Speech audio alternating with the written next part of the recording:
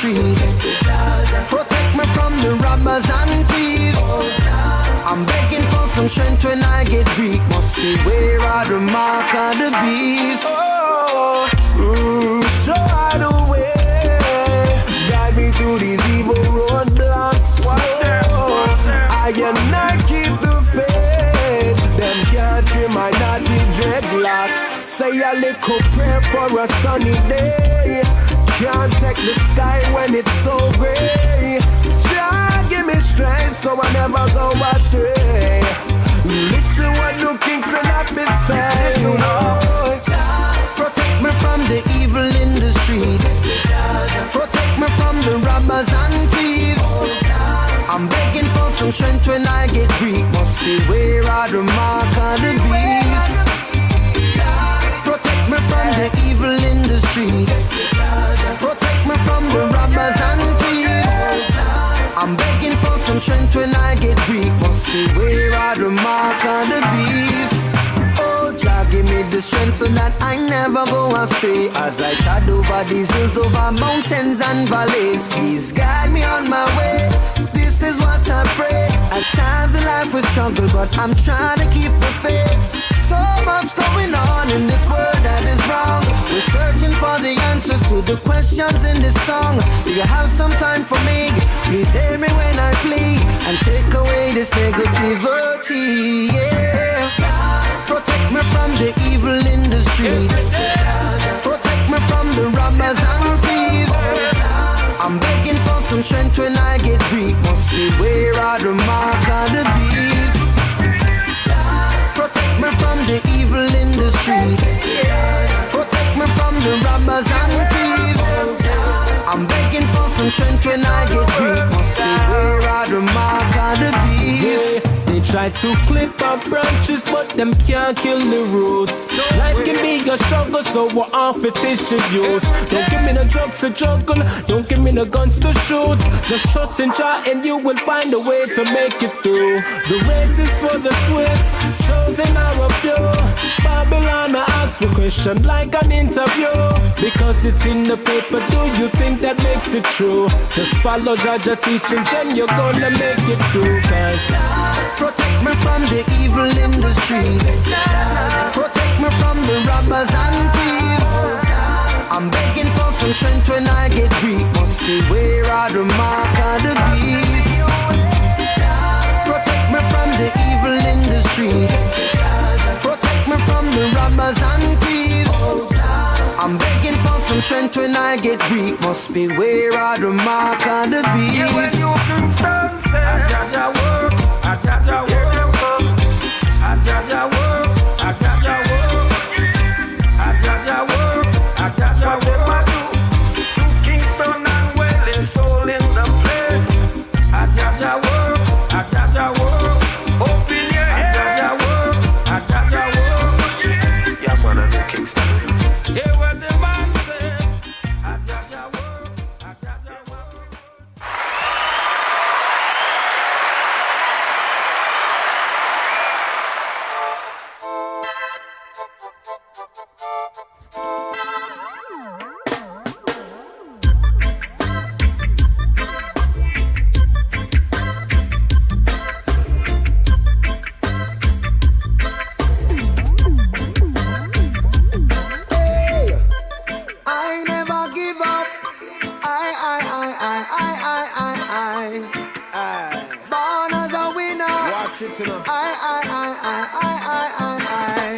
Never did I give up in a Jah love we trust. Fall to rise up and stay blessed way up. Never did I kill our dream, I just think bigger. Watch out for dream killer. Progression for me and you. Believe in yourself and the things you do. Have faith in your dreams and they must come true.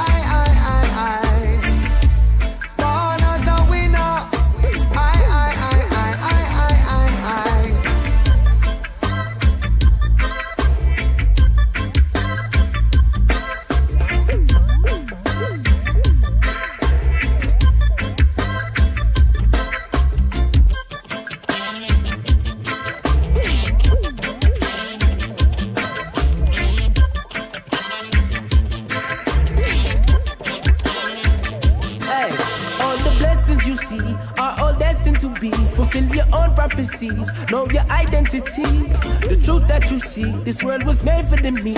What you plant, you will reap, and your soul you can keep. Get to know yourself when your back is on the wall. He did not go fall while the righteous stand tall. Everyone is weak until they figure out they're strong. In these times, be you and stay true to who you are. So we never give up. I. Born as a winner. I. Yes, me have to live up. I. Born as a winner. I.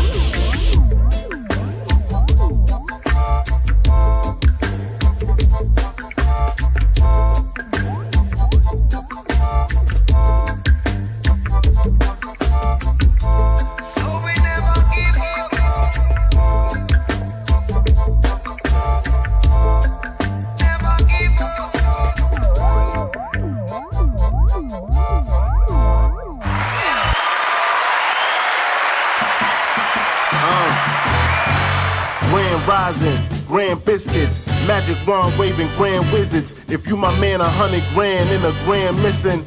I got 99 problems, what's the damn difference? Listen, on my unborn grandkids, you know a nigga grown when a band is a bandage and the band keeps playing when you on a Titanic and your home network can't handle the bandwidth life's a damn bitch. Still love her though. Raw sex pulling off the rubber slow. Rubber dub, that's a dry rub on the roast. Smells like burnt toast, you know I got a serious stroke. Periods broke like the levees. Flow on the mic kinda heavy. Got enough sauce for the spaghetti. Red hot chili pepper, order water under the bridge. I forgive niggas for wanting to live. I ain't mad at ya, I ain't the mad rapper. Just a mad dapper damn rather. Shimmy y'all like a capper. Somebody tell Boozy that I'm batter. Vanilla extract in a batter. I ain't playing patty cake. I mean, how many patty pies can daddy bake? Mad I gotta save a slice for Sally Mae. May the odds ever be forever in your favor. Forever and a whole day later. Day to day, day traders. Daylight come for slave labor. Labor Day, labor pains getting paid straight up. Grand Rising, Grand Canyon, grandfather clock, grandstanding. You lucky if you got grandparents. Shit is Operation Grand Clearance. It's clandestine. Magazine, glam essence. 120 plan lessons from the ancestors. Fan blessings, hand-to-hand hand gestures. Jam sessions, children asking damn questions. Watching cartoons and wrestling. Grand Rising, Grand Central. Freemasons at the Grand Temple. All praises to the audacious. All-seeing eye, all patient. Call waiting for the hookup. Cook up salt fish. Just crooked how to pour. Get rewarded with more risk. Fried dumpling, daily bread. Top of the morning, getting daily head. Taking diabetic daily meds. Sugar-free jelly spread. Crown Jewel got a heavy head. You got a headache from the Reggie Reg. Grand Rise, Grand Rise, Grand Rise, Grand Rise, Grand Rise, Grand Rise, Grand Rise, Grand Rise, Grand Rise, Grand Rise, Grand Rise, Grand Rise, Grand Rise, Grand Rise.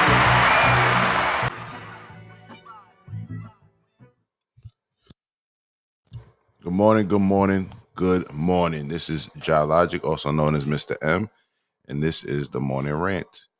All right, and with me, I have a couple co-hosts for the first half of the show, for the first part of the show, which would be Mimi F. Baby.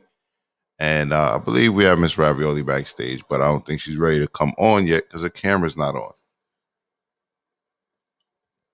But when she is, she'll pop up, I'm sure. Mimi, your mic is on Teddy Riley. Oh, yeah. I'm working on not chirping you out in loud Harlem. So, yes, good morning. How's it going? All is well. All is well. Salute to everybody in the chat so far. The Rose Show says, good morning. My favorite song, Protect Me. She was referring to New Kingston's song, Protect Me. Salute to New Kingston, actual family, who's also a group. Those are brothers and their father. Those are three brothers and their father. So check them out. Chris Jones says, top of the morning, kings and queens. Salute to our associate producer, Chris Jones. Salute to my guy. And Redemption, she's on the check-in. She says, namaste. Namaste to you, sister. And Lord Vell's on the check-in. He says, this song go hard. Speaking about New Kingston's song, I. Once again, check New Kingston out. And Redemption also says that song was fire. Salute to you all. Good morning from the Morning Rant. All right. So we started a little later than usual. So if you notice, we've been starting at 7:30 is our later time, but we came on a little bit after 7:30 today. I was definitely going through a lot of news stories and things of that nature. So for those of you who rely on us for your wake-up call, my apologies for that. But, you know, a lot of you catch the rebroadcast as well, too. So y'all can just ignore that part. But for those of you who catch us early in the morning, you know what I'm saying? My apologies. I definitely didn't know how many or who was going to show up for the first half of the show. Schoolboy can't come in. Outside of Schoolboy, he told me he couldn't come in. Schoolboy couldn't come in today. He has a lot going on at his office, so he has to go handle that. And as far as everybody else, I don't know. I know Steph is at a new little situation right now, so he might pull up in the chat. Jay Jackson, as I'm calling him now, Jay Jackson Doug. I don't know what's up with Jay Doug. I haven't spoken to him since yesterday, but I assume we all need some space sometimes. You know what I'm saying? This type of show is not easy. It's never easy to keep people together on one accord, for one. You know what I'm saying? But this type of show where people are talking about their opinions on things they really give a fuck about, you know what I'm saying? And people disagree, even though we like to do it in a way where it's respectable. Sometimes, you know, people may need that little break, you know what I'm saying, off each other. So I say that to say this. Don't get used to no one person on the show, because you never know when people may say, I got to get the fuck out of here. You know what I'm saying? But for those of you who support the show, thank you so much, because that does a lot for keeping the glue in the team, keeping people together. Not that everybody, not that people are doing it for the money, you know what I'm saying? But when you show your love and your support, that does help. You know what I'm saying? Go ahead, baby. You trying to say something? No, I was gonna say, but shout out to you because I mean he said it before, but I think it's worth somebody else saying it too. Like, not only does he host and moderate, but on the days where everyone's here and things are flowing, like it may be a little easier, but Logic does pick up a lot of the slack and make sure like we have stories and we have a show, even if he's the first man, last man standing. So shout out to you for like doing it for the listeners, because we appreciate y'all and y'all show up every morning. So thank you for this platform and the things that you do behind the scenes that we may not even know about. I appreciate that. Thank you for that. And Virginia Slim says peace and good morning. Peace and good morning to you, good brother. Salute to Virginia Slim. Lord Vell says it was more than a disagreements. It was someone speaking facts and someone just speaking. And Redemption said, Did I miss a turn up yesterday? yeah, it kind of went left. Mills Lane says, good morning, Ranters in the chat. Salute to you, Mills Lane. Salute to my guy, Mills Lane. And yeah, it definitely to the audience, I'm sure it was funny, you know what I'm saying? But once again, to us, when we're speaking about things that we really truly believe, you know what I'm saying, it can get touchy. You know what I'm saying? It can get touchy, you know what I'm saying? So but salute to y'all once again, salute to the audience. You feel me? Like she said, we do it for y'all. Y'all come back, y'all fuck with us heavy, and we appreciate that. And you know, the views speak for itself too. So even yesterday, it kind of spiked a little bit. So I think people enjoyed the content, you know what I'm saying? But I'm not sure where everybody's head is at. You feel me? So I don't like to speak about behind the scenes business on air, but I just want to prepare y'all to, you know, just anything can happen. People may come, people may go. It's a revolving door here at the Morning Rant. I will attempt to always be here, even though I want this to always be a panel discussion. You know what I'm saying? I definitely been vocal in the past about saying I'm not someone who wants to just sit on the mic solo and rant. You know what I mean? That's not the type of show that I'm producing here. You dig? I'm not trying to produce a show where it's just my point of view. I'm not trying to be the next Jackson or any of these guys who feel that, my point of view is the point of view, right? I'm not here to be a life coach or tell anybody how they should live or what they should believe. I believe the demographic of the different demographics that we represent, coming together and creating a panel helps people come to their own conclusion. You know what I'm saying? And that's what I'm trying to produce here. That's what we are producing here. So, so as long as I have a panel, I'll be here.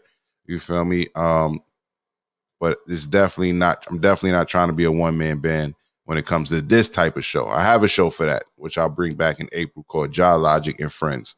So let me go ahead and pop my collar and actually promote my show.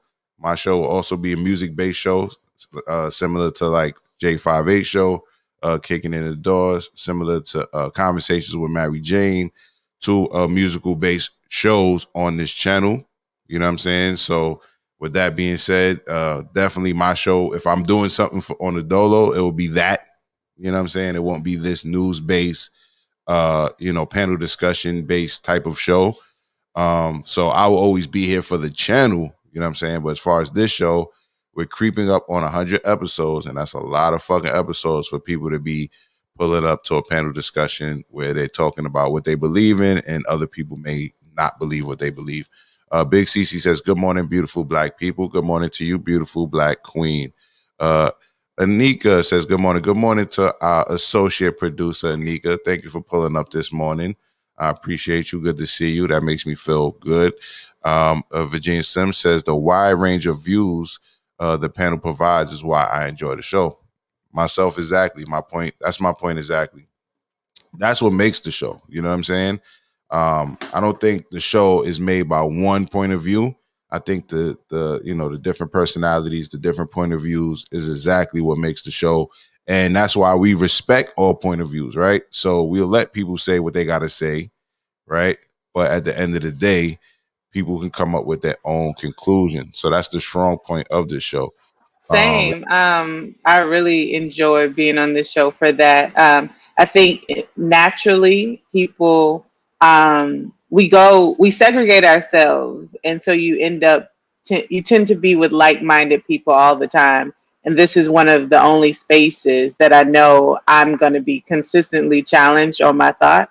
Because it's the exact opposite of preaching with the choir. And the magical point that when I'm sitting in this seat, that has happened more times than not is coming with one perspective, and then by the end of a discussion being like, oh, I didn't think of it like that. That's actually, I don't think I believe that anymore. Maybe I need to challenge my own beliefs. So I think this show super dope, is super special.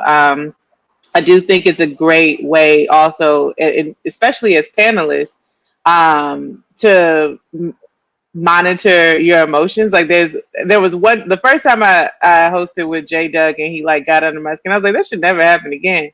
And I don't even know what happened yesterday. I have to watch the rebroadcast. We don't have to hash it out right now. But that was the first time where like there was enough conflict where I was like, we are at odds. And when I got off, I was like, so what? Like, he don't even live with me. Like, he can have that opinion over there. I can have that opinion over there here. And my biggest lesson was, I'm not on this show to change anyone's mind. I'm just here to like say my piece and then go. And I'm like, how that translates even to other avenues, because you're always going to work with people that you disagree with, right? Like everyone's going to work. Everyone got that one coworker that you can't wait when you don't want to wish them getting fired, but you can't stand their ass, right? And so I looked at that. I'm like, if I can manage to the highest amount of my emotions here, how does that translate in other business interactions? Especially now that I'm going into business with myself, you're always going to be dealing with people, and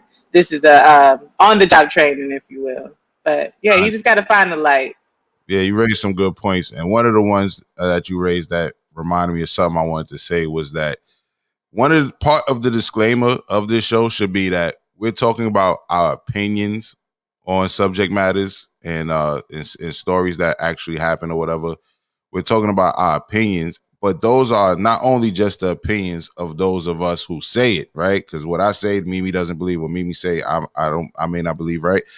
But it's the opinions of us right now, right? So we made like a Facebook post a year from now, look at something we said a year ago and say, I don't believe that shit that I said a year ago. You know what I'm saying? Or I don't feel that way anymore. You know what I'm saying? So I think part of the disclaimer should be that these are our points of view right now. These are our opinions and point of views right now. Right. So you can't even hold us to that.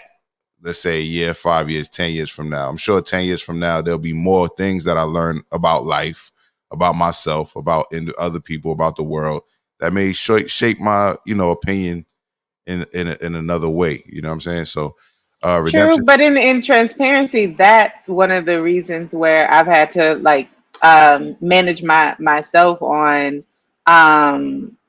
even participating in this show, because like, all right, so I already know like my issues. I don't touch LGBTQ plus stuff. I get real touchy about women, specifically Black women, and part of that is I don't know where I'm gonna be in 6 months, next year, and I'm also coming off of working with people, working with corporations, and so it would be a nerve of mine, and I'm only speaking for myself right now. Like, there will be parts of the show where I'm like, I don't want to be associated with what this person is saying, right? Because I may work with someone who's transgender tomorrow, and I don't want anyone to have to pull up a clip and then be a part of canceled conversation when I personally didn't feel that way.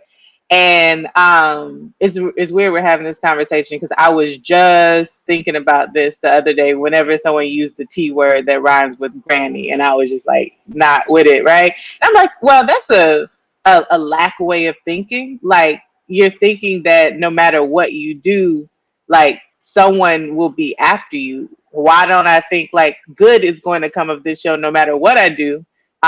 Because I'm great, period. And with that, it gave me a little bit more ease to be unapologetically myself, and no matter what, understanding like, no matter what I do on this show, like I'm setting myself up for greatness, and there's things to be learned, and there's experiences, and then hopefully just being kind and gracious.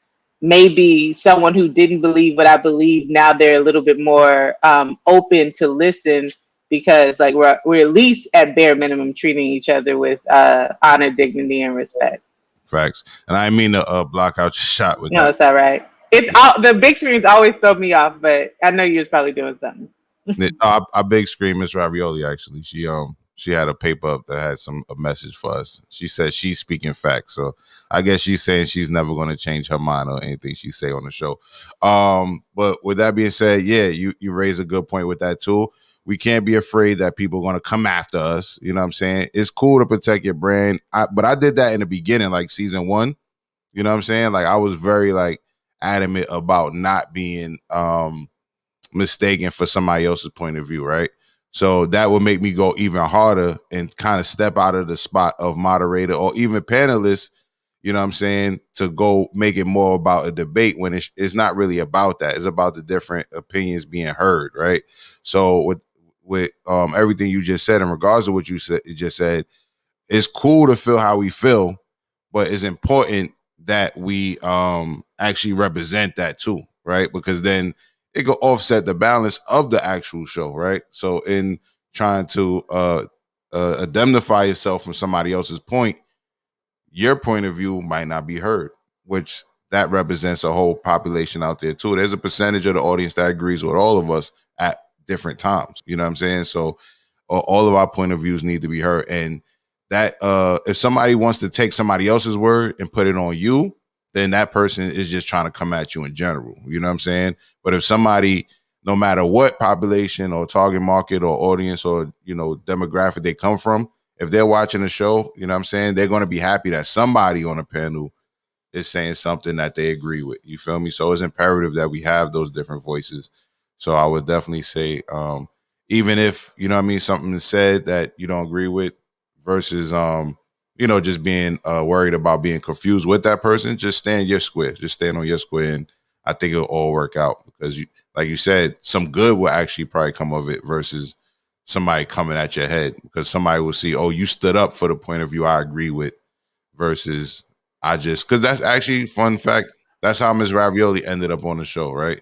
So I'll bring her back to the screen soon, but she ended up on the show because she came in like mid-show, heard something somebody else said, and then kind of like made it like a blanket statement saying that we all agree with it. And then I kind of was like, no, you obviously wasn't listening to the show. And, you know what I mean? It went from there. But then eventually we let her come on and tell her point of view too, right?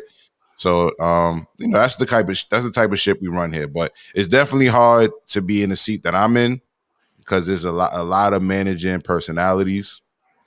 You know what I mean? And that shit is never fun. That shit is like an ongoing job outside of, you feel me, the actual work of producing the show, right? Yeah. So that producer to producer, you know what I'm saying? We'll I was come in. gonna say, treat me the way you treat yourself, season one, because that's where I am. Because you got to also remember, like, I was very hesitant to come on. And I'm like, I'm just trying for fun. But this show, like, you have to really put yourself out there to get like the best kind of content. And I'm a producer first. Like, this is just trial and error. So I actually, because I DM us in our group chat on the side, like, I sit back and look at, even though we're running the show, I'm like, I default to producer mode the whole time of like how I would, run, or like, if we do this looks like the formula, blah, blah, blah. But as a host, I'm like, I think I'm okay. I hope it worked out. But yeah, think about me like that. But we also don't always have the time to be like, let me raise my hand and just like let you guys know I don't agree with this part. Like, we have to keep a show running. We have a time constraint. We got comments. You got all these things going.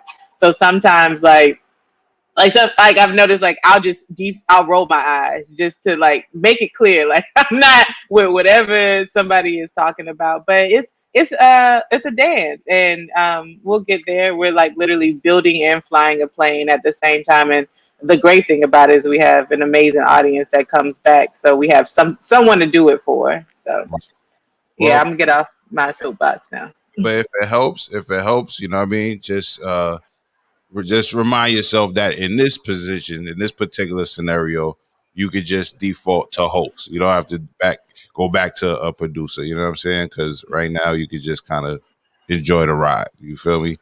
Because two people can't drive the car, so that might not work if you trying to produce on top of the producing. You know what I'm saying? Just worry about being a host, and I think you're doing a great job being a host. You feel me? And I'll keep that in mind, what you said. Think of you as me first season, as far as like trying to indemnify yourself from certain points. And there's nothing wrong with that. You know what I mean? I feel like you should do that because that represents a certain target market, but you shouldn't feel like, damn, you shouldn't feel so hard up that you're going to be confused with that person, because then the conversation will never end. You know what I'm saying? Like, you'll always go back and forth with whoever it is you don't agree with, because you're trying to make sure that people say, yo, I'm not this person. You know what I mean? And people, the audience they're not stupid. You know what I'm saying?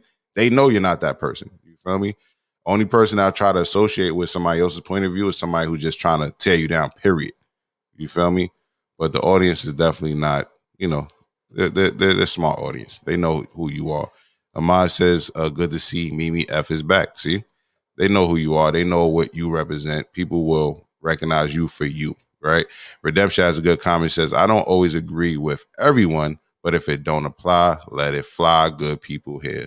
Salute to Redemption. Great way to put it. The Rose Show says, I think some people considered it funny just because he's a comedian. He is a comedian, and some shit was funny, right?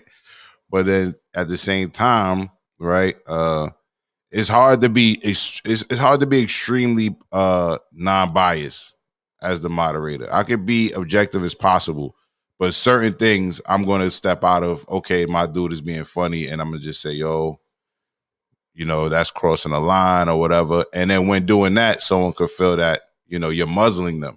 You know what I'm saying? Which I'm absolutely not. I let everybody have a point of view. But Miss Ravioli agrees. She thinks you think I muzzle people? I've been trying not to mute people lately. Take your mic off for Teddy Riley. You muted yourself. Work? Did it come back on? Yeah, it's back on. Yes, you muzzle me. I will only speak for me. I will only speak for myself. I will not speak for others. Why do you feel I muzzle you, Miss Ravioli? Why do I feel? Let me count the feelings. I don't know. It's a lot. Wait, I have to give a disclaimer. Something is going on with my earpiece, so if it starts to act staticky, let me know, because I wasn't paying $25 at the gas station for a headset that I'm not going to keep. All right, but we hear you. So go ahead. Tell me about me muzzling Miss Ravioli.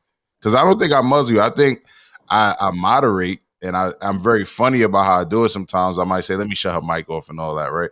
But at the end of the not that part. Okay, go ahead.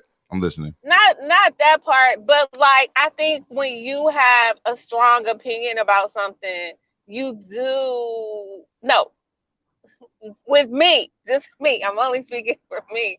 You will like silence the me if you have a strong opinion about something, because I have heard people say, wow, they always tell you not to be long-winded, but then they give their entire opinions about a matter. This is just people that are critiquing me, and not so much you all, because you don't hear the critiques, but I mean, that's your personality. So you're like a control freak, because both of you actually, because you're producers, that's what you do. You control stuff. That is like almost in your nature. Right, but I'm as of right now, I'm the only executive producer of this show, right? So you're considering me somebody who will muzzle you, right? So I need an example. Next time you feel you're being muzzled, I need an example. But I do think sometimes you get long-winded, you know what I'm saying? And I definitely try not to allow that, you know what I mean? But I feel like I let your point get across. I understand that. And I also feel as though you are long-winded sometimes, but I don't mind long-windedness if it's to get a point across. Mm-hmm. Right. I don't think the audience mind. I don't know though. All right, fair enough. All right, with that mean I'm gonna create a wrap it up box though. That's what I'm gonna start. Oh my God! I'm gonna create a wrap it up box, and I might even use it on myself, because sometimes in the past I think it was Virginia Slim would say Logic wrap it up. So that'll be Brooklyn Honcho. I think all of us at some point, sometimes we just get into the zone.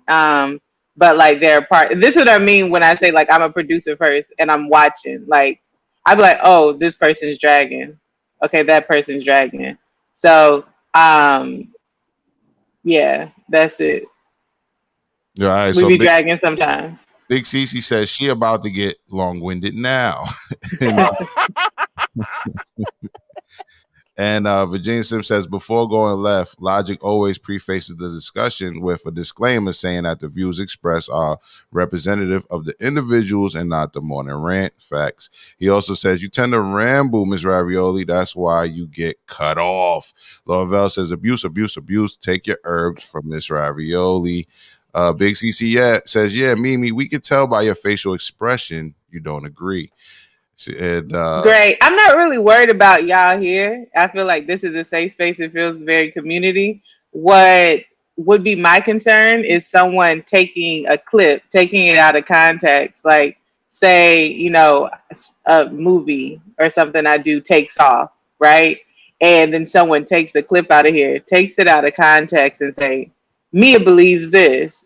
And the internet is ruthless. That is my concern. So I'm like, at least if I don't verbalize it, I'm going to roll my eyes or do something, because the internet, that's just what they do. And it's unfortunate, but you know, it is what it is.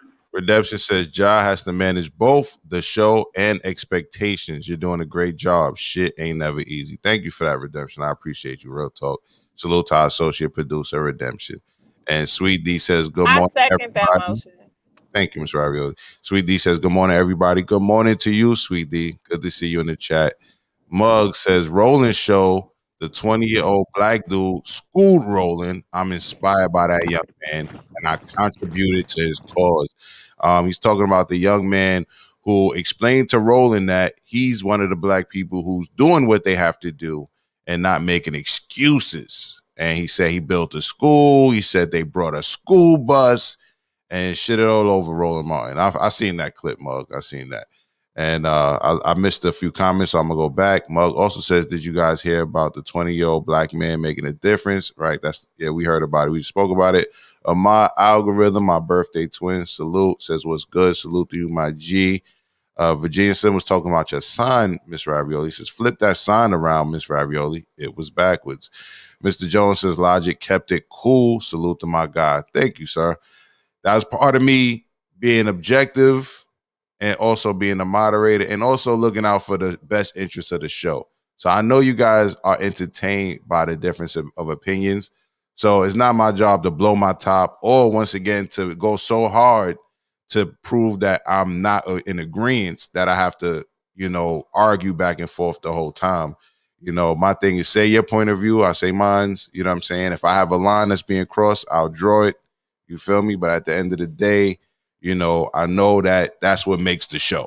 You know what I'm saying? But I have to come back always. You know what I mean? Everybody I don't have the luxury of saying, well, I ain't coming back. I don't have that luxury of saying that. If I don't come back, the show don't come back. You know what I'm saying? So I don't have the luxury of saying that. So even when things are said that I don't agree with or whatever, I have to go ahead and smoke my spliffs after the show and come back tomorrow. You know what I'm saying? Laurel says, Mimi says, watch the show from yesterday. And the Rose Show says, comedians believe anything can be a joke, even the serious and touchy subjects. Good point. And I think the root of comedy is saying shit that's not funny, making shit that's not funny. I think that's the root of comedy, talking about some shit that's over the top, is not funny, and then making it funny. I do believe that, right? But there are lines. There are lines, you know what I mean? And you will at times have to answer the things you say. So you have to stand on shit you say. You feel me? Mr. Jones says we were seeing a round of Logic versus J Doug, but also at Schoolboy. Yeah, Schoolboy actually had to go and then he came back in the stream. It was kind of funny, but I don't like the one-on-one thing where it's just a versus match. You feel me? Like I said, I like the panel discussions, and but maybe we'll have to host some debates on this channel. Maybe we'll have to host some debates. I never liked when the conscious community would do debates because the conscious community should fall under one umbrella. But since we here at the Morning Rant and the Ranters Union represent so many different opinions and point of views and walks of life, maybe in our position, it would make sense to host debates at times, because that would have been a good debate segment, but it wasn't necessary, in my opinion, great for the morale of the show. It was good for the entertainment, but it wasn't necessarily good for the morale of the show, because like MsRavioli said, I can be a little overbearing. You know what I'm saying? I can be serious at times, a little serious at times, and not everybody can withstand that. Crook says, top of the morning, top of this beautiful morning. Salute to you, my guy. Top of the morning to you. And let me see. Yeah. Okay, yeah. Lovell says, so the 21-year-old got a school before Dr. Umar. Interesting. Yes. Before Dr. Umar, he opened up a school, and they got a school bus. And Lovell says, Schoolboy came back like the Terminator. I'll be back. And Ahmad says, salute to our birthday gangs. Yes, salute to us, G. I'm not going to put it on the screen because, I don't want to put my birthday out there. Niggas might try to hack my profile or something on my birthday and shit. So I'm not going to put it out there. But trust and believe, we have the same exact birthday, Ahmad. And we also have the same birthday with Tech from Smith & Wesson, believe it or not, Ahmad. I don't know if you know that. Tech from Smith & Wesson also shares our birthday. Margaret says, good morning, a.k.a. Mary Jane. Good morning, love. Good morning, sis. How you doing? Good to see you. And the Rose Show agrees with Cece. So once again, good morning from the Morning Rant. With all that being said, Mimi, you got some information for us this morning? Of course I do. All right, good. Because I can use it. I can use some information this morning. So let's get it, all right? Yeah. 2, 1, 2, ready.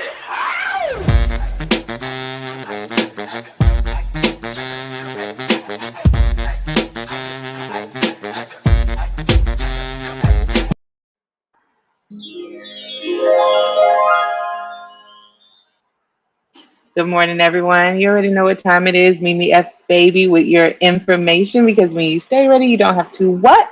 Get ready. And here at the Ranters Union, we will always be ready. Okay? All right, so I'm just going to switch it up just based off of the tone and where we left off on the show yesterday. This comes by way of one of my favorite books. I know you've probably read it before, but it's simple. It always reigns true, stands a test of time. Don Miguel Ruiz with the 4 agreements. So the 2 agreements that I want to talk through today is don't take things personally, right? Everyone's on their own timelines, and their world has nothing to do with you, and you have nothing to do with your world. And it's this compartmentalized framework of understanding, like nothing no one says has to do with you personally. And the second agreement that I want to talk through, and these are my 2 favorite, is don't make assumptions. If you're doing both of those things, now I'm not taking something personally, and I'm not assuming that you're trying to do something to harm me. I can live freely, and move freely in my ways of thoughts, and understanding like what my next best move can be to keep myself happy, to keep myself at peace, to keep myself in kindness.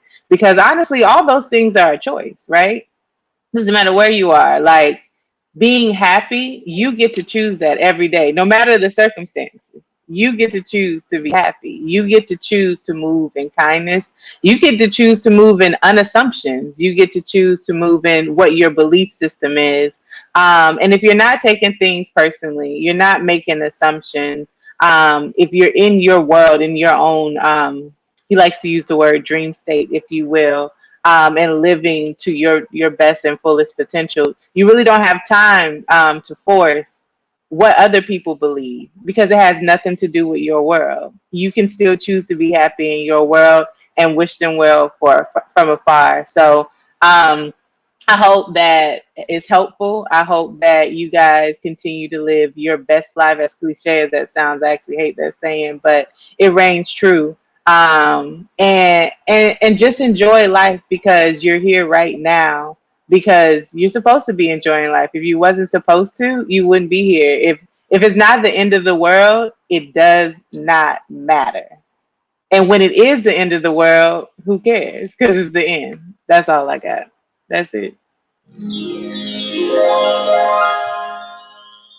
Salute to Mimi F. Baby with the on the fly information. She said she switched it up just due to the tone of the show. That was impressive.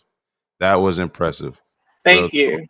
And Thank not you. for nothing, I do love that book and those commitments.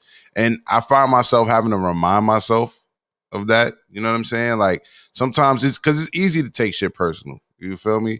But what's easy to do makes life harder. That's my quote. I like to say that. What's easy to do makes life harder, and what's hard to do makes life easier, right? So with that being said, it's hard not to take shit personal. It's hard not to think people are, doing and or saying things because of how they feel or believe about what they believe about you. A lot of times it's just about themselves. It's about what they're going through or who they are. You know what I mean?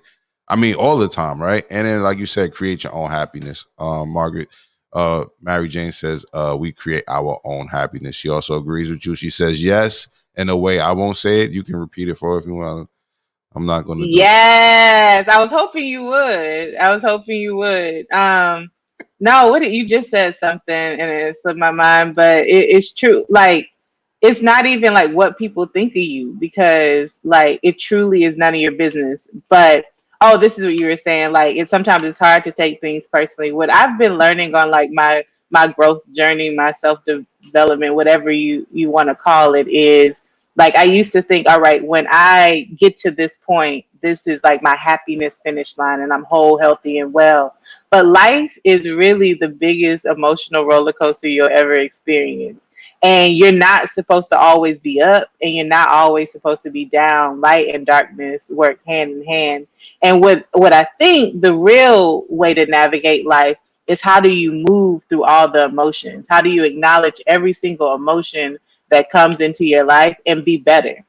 So, for instance, because I used the example earlier, like the first time I ever went bat to bat with like J Doug on here, which was like my first real debate. And I got off just like a little heated and was like, why? I don't know him like that. Like, I closed my laptop and the rest of the day went. And so the next time, someone, because I don't want to call him out, I know he's the most polarizing for me, on here, was like, I don't have to make him believe this. And I don't have to care what he thinks about me or anybody, the comments, whoever, the people in the audience, the people who may clip this. It's none of my business what you think of me. My only business is what I think of me. And anything else is a bonus. Because if you live for the cheers, you'll definitely die by the booze. And so it's really just navigating through your life and knowing you're gonna trip up. You're gonna trip up again sometime this week maybe and take something personally, and that's okay. And how you handle it and strive, and how are you like being kind to yourself in the midst of continuously evolving and growing. Facts. Redemption says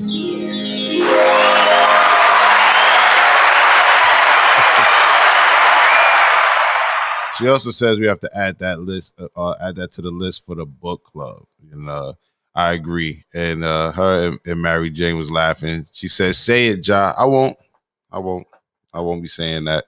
And VA Slim said, Virginia Slim says, today the F is for Felicia. I don't know how to say it, but I know. You know what? I'm about to Google it because this is a word I have never seen before. But Virginia Slim always comes, so I'm gonna say, of course. Felicia. I don't know how to say it, but it is like, it means like to handle a delicate situation type of thing. Like, that's me. I'm not defining it based on the actual definition in the dictionary, but that's my understanding of that word. But let me see. Virginia Slim also says, also, I would have thrown out the biggest pause known to men if you said that shit, Ja. I wasn't saying that. I wasn't saying it. And Maggie also says, fire, well said. No doubt. Brooklyn Honcho says, joy to the world. Salute, my G. Brooklyn Honcho, salute. And Pink Sugar, good morning, Pink Sugar. Good to see you here. She says, Grand Rising. And she said, I love what she just said. Yes, Pink Sugar, meet Mimi F. Baby. Mimi F. Baby, meet Pink Sugar. All right. That she gives us our motivation in the morning. And she also is a co-host here at the Morning Rant. Rosdell Farrock says, morning to the fam. Morning to you, my G. That's my homie right there. Rosdell F. Rock. Salute to my guy. And y'all know what it is. Next up is our COVID update, because we got to get the bullshit out the way. We still mid-pandemic. All right. And, Pink Sugar is throwing hearts up at you. She likes you as a co-host. I don't think she's seen you as a co-host yet. I don't think she's been watching yet when you've been here, since you've been here, but I think she likes you as a co-host, and that's cool. Salute to Pink Sugar, an avid podcast watcher and listener. So if she likes you, that says a lot. That says a lot. All right, so next up is our COVID update. Let's get the bullshit out the way. Let's do it.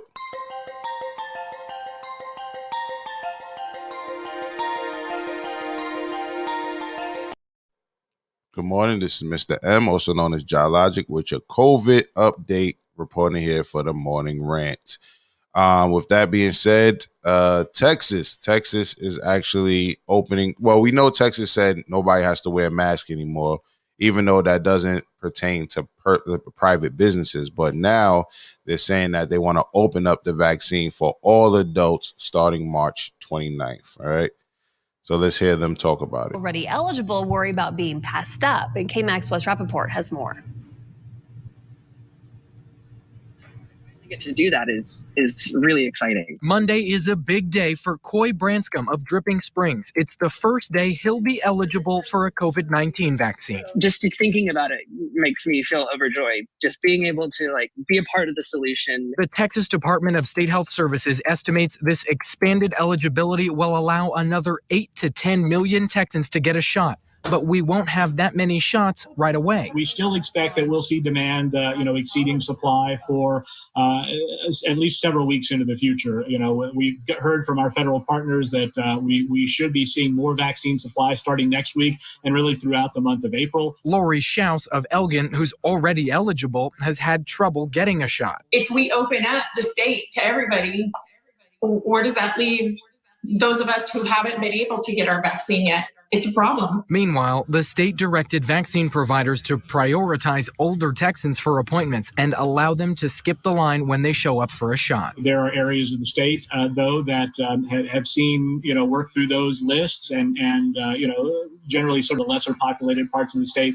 And we want to make sure they have the flexibility to open up further, but are asking those providers continue to prioritize, those people who are 50 and older who have those underlying conditions so that they're protected from COVID-19. In Austin, Wes Rappaport, KMAC News.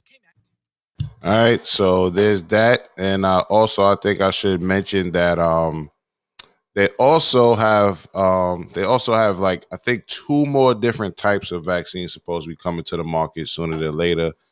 And, that's just a little sidebar. So also I want to bring up some news. This actually comes to us from Jacksonville. They're talking about FEMA. FEMA is going to reimburse certain families for COVID-19 costs. All right. So this article comes to us from Action News Jax, and I'm going to pull up the actual requirements to get a funeral reimbursed. They say the death must have occurred in the United States, including the U.S. territories and the District of Columbia. The death certificate must indicate the death was attributed to COVID-19. The applicant must be a U.S. citizen, non-citizen, national, or qualified alien who incurred funeral expenses after January 20th, 2020. There's no requirement for the deceased person to have been a U.S. citizen, non-citizen, national, or qualified alien. And FEMA stated it plans to open the application process in April. It recommends holding onto certain documents like an official death certificate, funeral expenses documents, proof of funds received from other sources, and that's it. So, I just wanted to throw that out there. And really quick, I'm going to go to the comments. Ahmad says, Texas couldn't even handle chunks of ice on the ground, but now they want to risk COVID. Some states are dumber than others. And Virginia Sim says, I'm curious as to why she has trouble receiving the shot if she's eligible. And I'm not quite sure about that. And Sweetie says, I'm so sick of Rolly Martin. Shame on him. I think that's in regards to something that somebody else brought up earlier. Speaking of Texas, Antoinette, good morning. Good morning.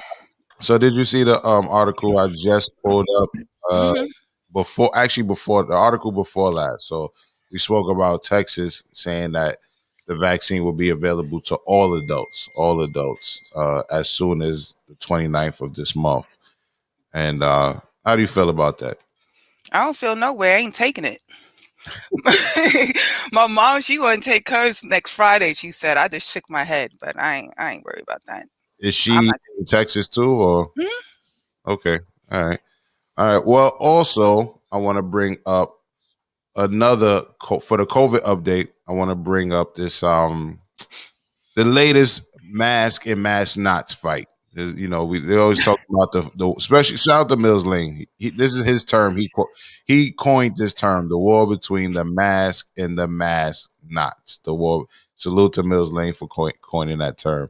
So this is the latest in the war of the mask and the mask knots. So check this out. it was I believe some Hasidic Jewish people on the planes, right? And they demanded that the people on the plane get up and protest with them and leave this flight because they wanted their children to wear a mask. Check this out. Nazi Germany! Take your belongings and get out! Get out! Germany! Take your belongings and get out!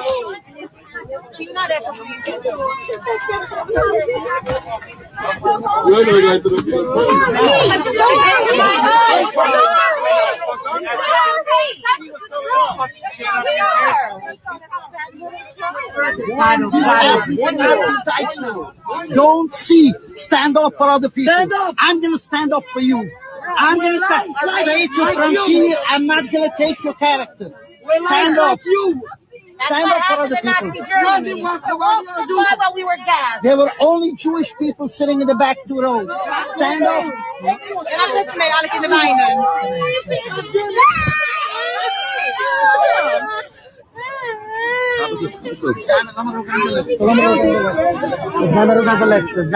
are the feelings? Where are the feelings? Everyone is going down. Gamer of the left. Gamer of the left. Gamer of the left. So don't stop surviving. Okay. Oh, Lord. What? You need me to help you with that? It's a yummy pizza. Everything because a 1-year-old didn't have a mask.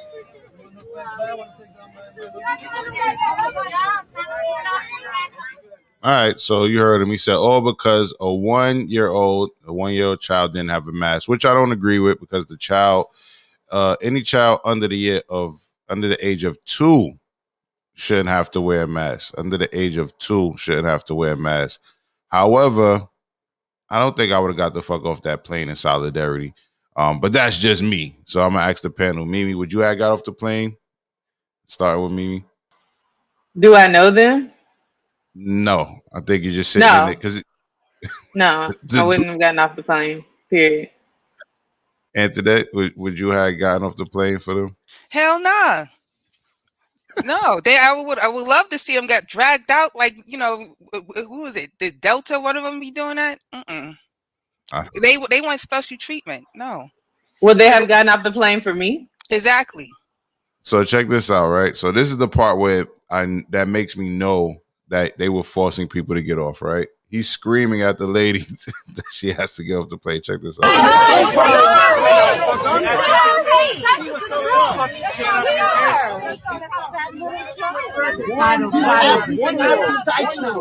Don't see. Stand up for other people.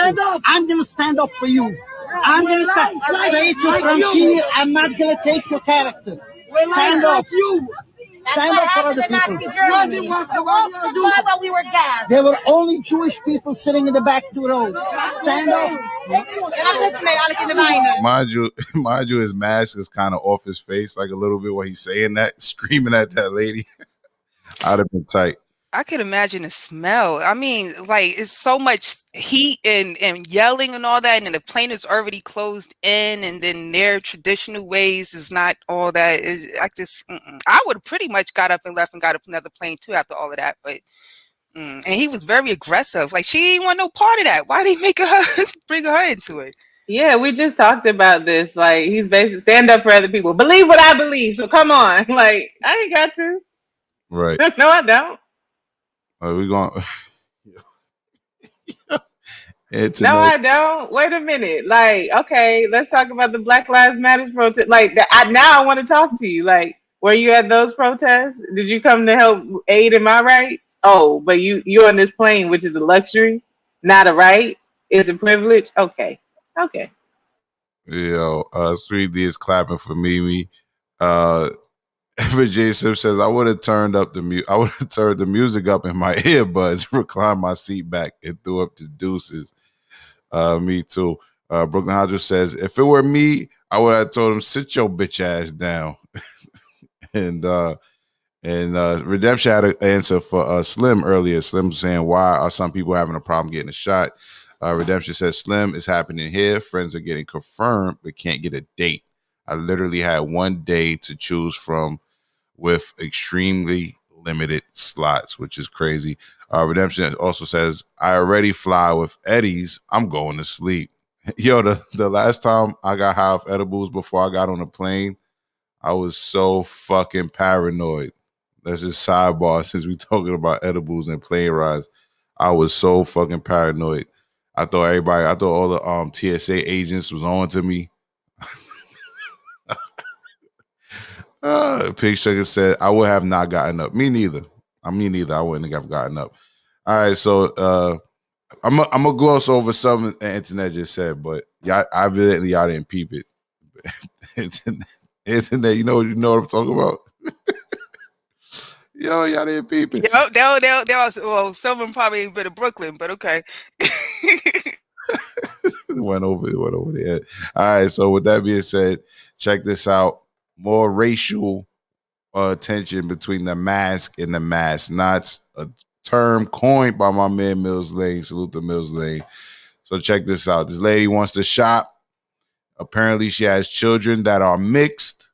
All right, just give you a backdrop, and she's trying to buy some food, but she will not put on a mask at all. It looks like they had some type of like food court in the mall or something like that. Let's check it out. This comes to us from Worldstar. Well, actually, this comes to us from the Instagram page. Can't wear a mask, sir. Why can't you wear a mask? She said she got medical problem. You don't have to serve her if you don't want to. You can't even see how I'm looking at you, sir. I have sunglasses on. You can't even see how I'm looking at you. I have sunglasses on. Yeah, did I guess? You just said I don't look at you like that. How do you see how I'm looking at you? Excuse me, can you just serve her? If you don't want to serve her, let you go. If you want to serve her, serve her. If not, let you go. Take her out. Okay, ma'am, he's not going to serve her, so please leave. Why? Because he's a bitch ass nigger? No, excuse me. Oh, that's what he is. Hello, now you need to go. That's what he is. Excuse me, Bitch ma'am. ass, Hello, ma'am, you need to go. You heard it. Let me call the cop because this lady been I'll fuck you right. I'll fuck people whatever I want. No, you need to leave. Go, please go. This is America. Please go. Please go. Out of here. Let's go. Who the fuck does that? Let me call the cop. People whose rights are being violated. Yes, rights are being violated. Shut up with the rights, girl. Your fucking mask on your face. I think you're out with your mask on your face. You're calling somebody a nigger. I can call You people feel whatever better I because you want. call them a nigger? I can call them whatever I You want. feel better? Your Yeah, I baby's do mixed. feel better. She I obviously know not she white. is. I know she is. All right? You fucked a nigga, right? I did. Fucking nasty ass. I did. Oh, I'm nasty. Nasty because I bitch. You fucked calling him a black nigger, man. but you fucked it, right? Right, I did. I did. You calling him a nigger, but her baby's half black. Fucking dirty bitch. Let's go. Whatever I want. Can't wear a mask, sir.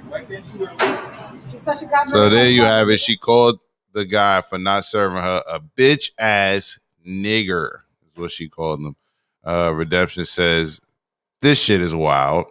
And Yeah, white women, you don't get a pass for having a black penis in you to use the N word. Like, disclaimer. You can't still use the N word. Chill the fuck out. And they call their kids that too. I've seen it.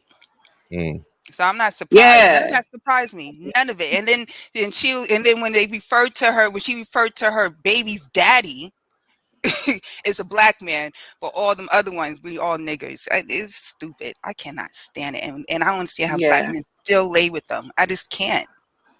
And he'll probably allow it. He'll probably do it while they have sex. Yeah, that's another conversation. I hope he doesn't. I hope he sees this and is furious. But you know, if he doesn't, that's really sad. That's this conversation. Let's go there. Let's go there.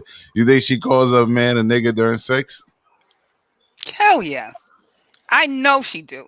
Cause how it rolled off her tongue. It's like, no, she does. Yes, I'm sure she call the kids that too. I know she does. I hope she does. I know Madonna was getting loose when she was calling her baby, and her babies are adopted. It's like, I remember she put a post. It was like, this nigga. It's like, wait a minute, Madonna, you cannot do that. I don't know if she does that. I hope her man doesn't allow this. But I know that she has said big black cock. I know that has come out her mouth. But I feel that one in my spirit. She's definitely said that. I hate that word too. Virginia Sim says slave play, which I know my word for that. That's my term. I like to say 50 Shades of Slave. That's what they be on. 50 Shades of Slave on some freaky shit. And Redemption says absolutely she does. And Amar's laughing. Pink Sugar says, I hope he snatched her ass. All right. Same.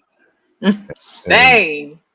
And V Valmore says, I woulda ... What's good, Valmore? That's my that's like my big brother. Thank you for stepping in the chat. Happy birthday. This was his birthday week. He just bought a fly ass new Porsche, but you see him laying up under with his gold chains because that is the kind of nigga he is.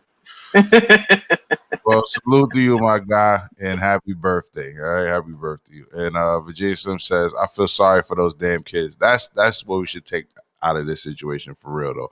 Whether she says, nigga to her man and not, he's a grown man. You know what I'm saying? That's, he's fucking up for all of us because he's putting her into the world thinking it's cool for her to say that shit, therefore risking other people's freedom. Because if it would have been a different type of people there, you know what I'm saying? Like, it could have been somebody who easily got locked up for putting hands on her, etc. But at the same time, the kids, those are the ones that's going to feel the blunt. And exactly, because, Tariq Nasheed coins that term tragic mulatto. And it's like, I get because, the kids, they'll probably hear, well, you're not black enough with the mulatto kids from their black side. And then they hear your mom calling some other black person nigga. And it's like, okay, where do I stand? I see my side hating the other side, and the other side don't, really care for me because I don't really relate to them. And it's sad. And then it falls down on the kids. So, yeah, it's Nah, I think the only reason she didn't get hands put on her right then, because the girl who was talking to her sounds fully with the shits, is she had that kid with her. Like, and there's just like, that a little bit of an honor code, but she should have gotten stowed off, is my opinion. That's just real disrespectful, Antoinette. You have a good point. Like, it's like, oh, mommy loves you, but your cousins who are black, they're niggas. You know what I mean? Like, I'm a half a nigga. Like, what's good with all that? Like, it's really lame to do, and using that word because at this point, I don't feel sorry for any white people who use the N word. Like, now, like you know what you're doing when you're saying that. So like, what do you really want to do? Like, let's stop all the talking. Like, let's just move furniture. Meet me outside. Let's finish this out because you know what's up, and you're gonna walk away. Maybe weaponize your tears, cry to your black boyfriend, and make it okay. Like, no. Well, she definitely wasn't giving a fuck about being the next Karen. But let's go there really quick. You agree with Pink Sugar with saying that she should have got hands put on her, right? Now, I'm not saying that she shouldn't have got hands put on her. But let's talk about it really quick. Are we obligated to risk our freedom every time we hear a white person say nigga? I don't know if I said she should have. I said the reason why I don't think she did was because she had her kid with her. Right. I personally, when I think about violence, I'm a big hit second type of person, just because then it's self-defense. Mm-hmm. And I've only put my hands on, outside of like my siblings, I've only put my hands on one person my entire life, and it was a hit first situation. It was just really a slap, and that was it. Like I palmed, because it's like, is it backhand or palm? I slapped a girl back in 7th grade, but I've never gotten into a physical fight. Big Sugar says, I mean, when she get home, she's talking about, all right. So nah, I mean, I just wanted to, I would prefer him break up with her. Leave the house. Yeah. Right, I'm big on like creative revenge, like hide all her clothes, or like make her inconvenience in some kind of way, like put shit on the top of her car, or something like that. Something. Antoinette, same question. Well, I really wouldn't fight nobody for being called a nigger. I just use my words. I curse you out real good. I'm the hit first type though. I have fought a chick like that at work, and I was the guy on the other side of the counter, and she tried me, and I did whip her ass in front of her kids, but I was younger. You know what I'm saying? Right. But I'm the type nigga doesn't phase me, especially coming from females like that, or people, male or female, from any race, because I could throw back a derogatory term as well. So words actually do hurt more Right. than, sometimes than putting your hands on them. And one more thing, I just want to say, I'm not against interracial relationships. Like if she had a baby by a black dude, any other dude, I don't mind that. I just have a problem with you sleeping with another race and then you talking about them like that. You know what I'm saying?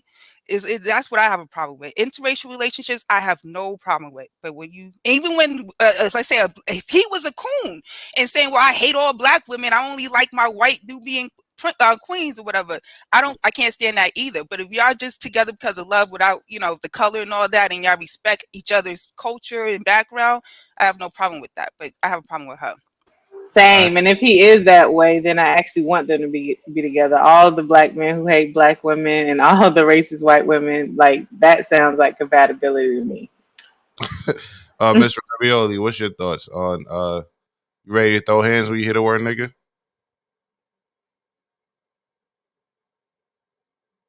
Off is the thing on. Oh my god. No, I'm not.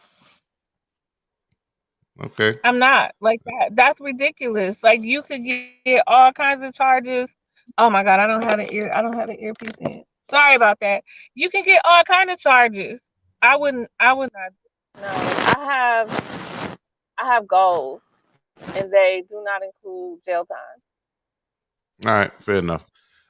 So K Valmore says his off-brand ass probably like it too. I prone agree with you there. Jersey Jen says, unbelievable. I never, and my son's 17 and 18, if I ever do, which I won't, they should knock me out. Which they won't. But you would never. I never even heard you use the word, Jen. So yeah, you would never. Brooklyn Hodger says the the ER she laid with don't even identify as black, probably. You're probably right. You're probably right. Shan P. Salute sis says, let this be a lesson for the men who wants a Karen to breed their kids. You always a nigga in their eyes. I don't think that's absolute, but I think if you are a nigga in their eyes, you would know. Like in this case, I think he knows. Like I agree with Valmore when he says his off-brand ass probably like it. So You know what I hope? I hope that the grandmother of the son of the daddy sees it. And I hope she is so pro-black and lays that ass to rest. The only way a praying grandmother can do. Salute to Steph Got Jokes. He agrees with Kate Valmore too as well. Virginia Sims says, dude behind the counter was mad chill about it. Well, he couldn't let her steal his joy. He already got a bullshit dog. That's probably wasn't the first time he was called nigga at that job. I'm sorry. Just have to say. But you know what's fucked up? He probably gonna go home and be angry later. He probably gonna go home and roll up his blood and be like, man, I should have slapped that bitch. I should have did. You ever after an argument say what you should have did to yourself? Like, I should have said this or I could have did that. But that nigga probably, and I just called him a nigga. That dude probably is, he probably just didn't want no one to steal his joy. You know what I'm saying? So he probably was like, look, I'm here till I'm not. I'm here for a check. Say what you want. Get the fuck out my face. Brooklyn Hunter says, wish I had a Porsche. And maybe one day you will. Maybe one day you will, sir. If that's what you want, you know what I mean? Then will it into fruition. Redemption says abuse. And Virginia Sims says Tariq didn't coin that phrase internet. It originated in the 1800s, respectfully. All right. Okay, no problem. I heard Tariq say it. Thank you for correcting me. And Maz Algorithm says Antoinette with the shits whipped her ass at work. So why did you have that fight at work, Antoinette? Can we pry a little bit more into your business? Oh yeah. I was in Germany. I was 16. I was working at the at the PX at the food court. And I was working at Baskin Robbins, and this one lady, she wanted to use an old coupon, and I tried to tell her she can't. Then long story short, she threw her milkshake at me after I finished making it so pretty for her. So after she threw a milkshake out there, I couldn't honor her coupon. I went across the counter and whipped her ass, pulled a knife on her. And then my mom came for some reason. My mom happened to be going shopping that day and saw me charging at her with a knife. And then she came out and then she was like, no. Then I got arrested, lost my job and all that. But yeah, it was the colonel's wife too. They said I broke her collarbone in front of her 3 kids. Wow, the colonel's wife and your mother happened to be there. Salute to your moms for having. God, that's why I'm like, God is real. Yep, the creator is definitely real. Maya says, Antoinette with the shits. Oh, we read that. Sweet D's on a lag. So she's still looking at the plane thing. She said that plane looks hella crowded. And Redemption says, agree. Antoinette, Brooklyn Hodge says, dude behind the counter is a bitch. He could have had Shine and he showed all them whites in there who's really boss. I mean, is he a bitch or is he somebody maybe who's on parole already?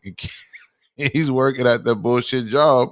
And he's like, man, fuck this shit. Man, I ain't going back to jail for no fucking words. You know what I'm saying? Nah, especially like black men versus like white women in the argument. I think he played his cards the best way he could have. Like, I don't want to be involved with no police. I make, what I'm making here, it ain't even worth it. I'm just trying to get home and not have corona. I ain't mad at him.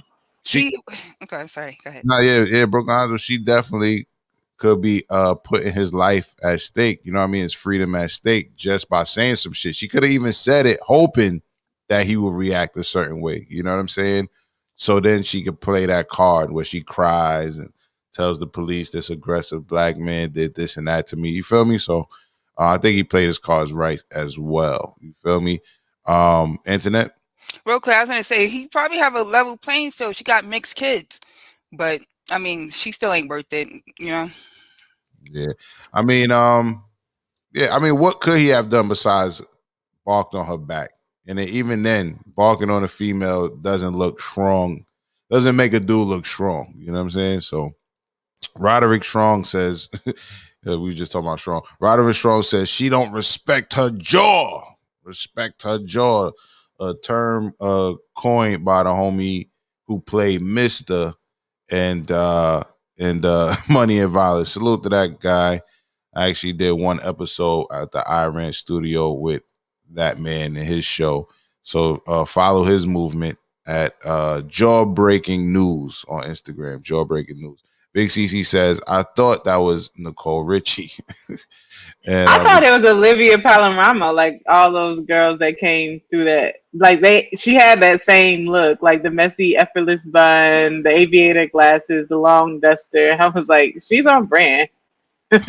She's really on brand. And Virginia Sim says, people have things to lose. Job, house, kids, etc. Wouldn't immediately throw hands at being called that word. I feel you. Redemption says, agreed. Probably happened before. Virginia Sim says that dude went home and threw air hands like Cuba and Boys in the Hood. I was just thinking that. And Redemption says at the PX, damn. You know what I'm saying? Yep.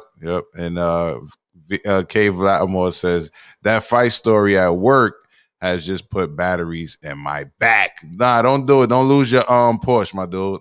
Don't lose your Porsche, man. Tell us what's going on at work. What's going on? Give us more. And Redemption is laughing at Roderick Strong. Salute to Roderick Strong, who's actually one of the people we love on this channel in disguise. You know what I mean? I'll tell you who it is, Redemption behind the scenes. Brooklyn Honcho says, ain't none of that civil shit when you trying to demean me like that. Fuck money. But is it fuck freedom? Is it fuck freedom too? You know what I'm saying? I hear you fuck the money, but is it fuck your freedom too? You dig? And Strong is laughing. Salute to my guy Strong. And Brooklyn Honcho says she didn't say nigga. She said nigger with the ER. And so salute to him for not losing his cool, if you ask me. And salute to my guy Casey for pulling up on the check-in this morning. Salute to you, Casey. How you doing, bro? Pretty good. Good morning, Grand Rising. I was saying give me 5 minutes while I finish eating, but it's all good. Go eat, man. Go eat. He'll be back. Let him finish his food or whatever. So it's 9 o'clock. Mimi, is this your moment to bounce at this point? You have to go. Yeah, I'm about to roll out, get into some work.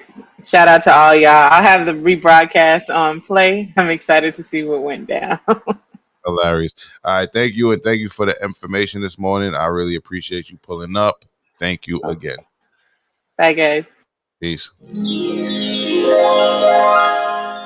All right, Mimi F just had to go dip and put in that work. Brooklyn Hodges says you ain't going to jail for jumping in her face, but you don't gain nothing from jumping in her face neither, right? So you jump in her face, all she gonna do is provoke you more.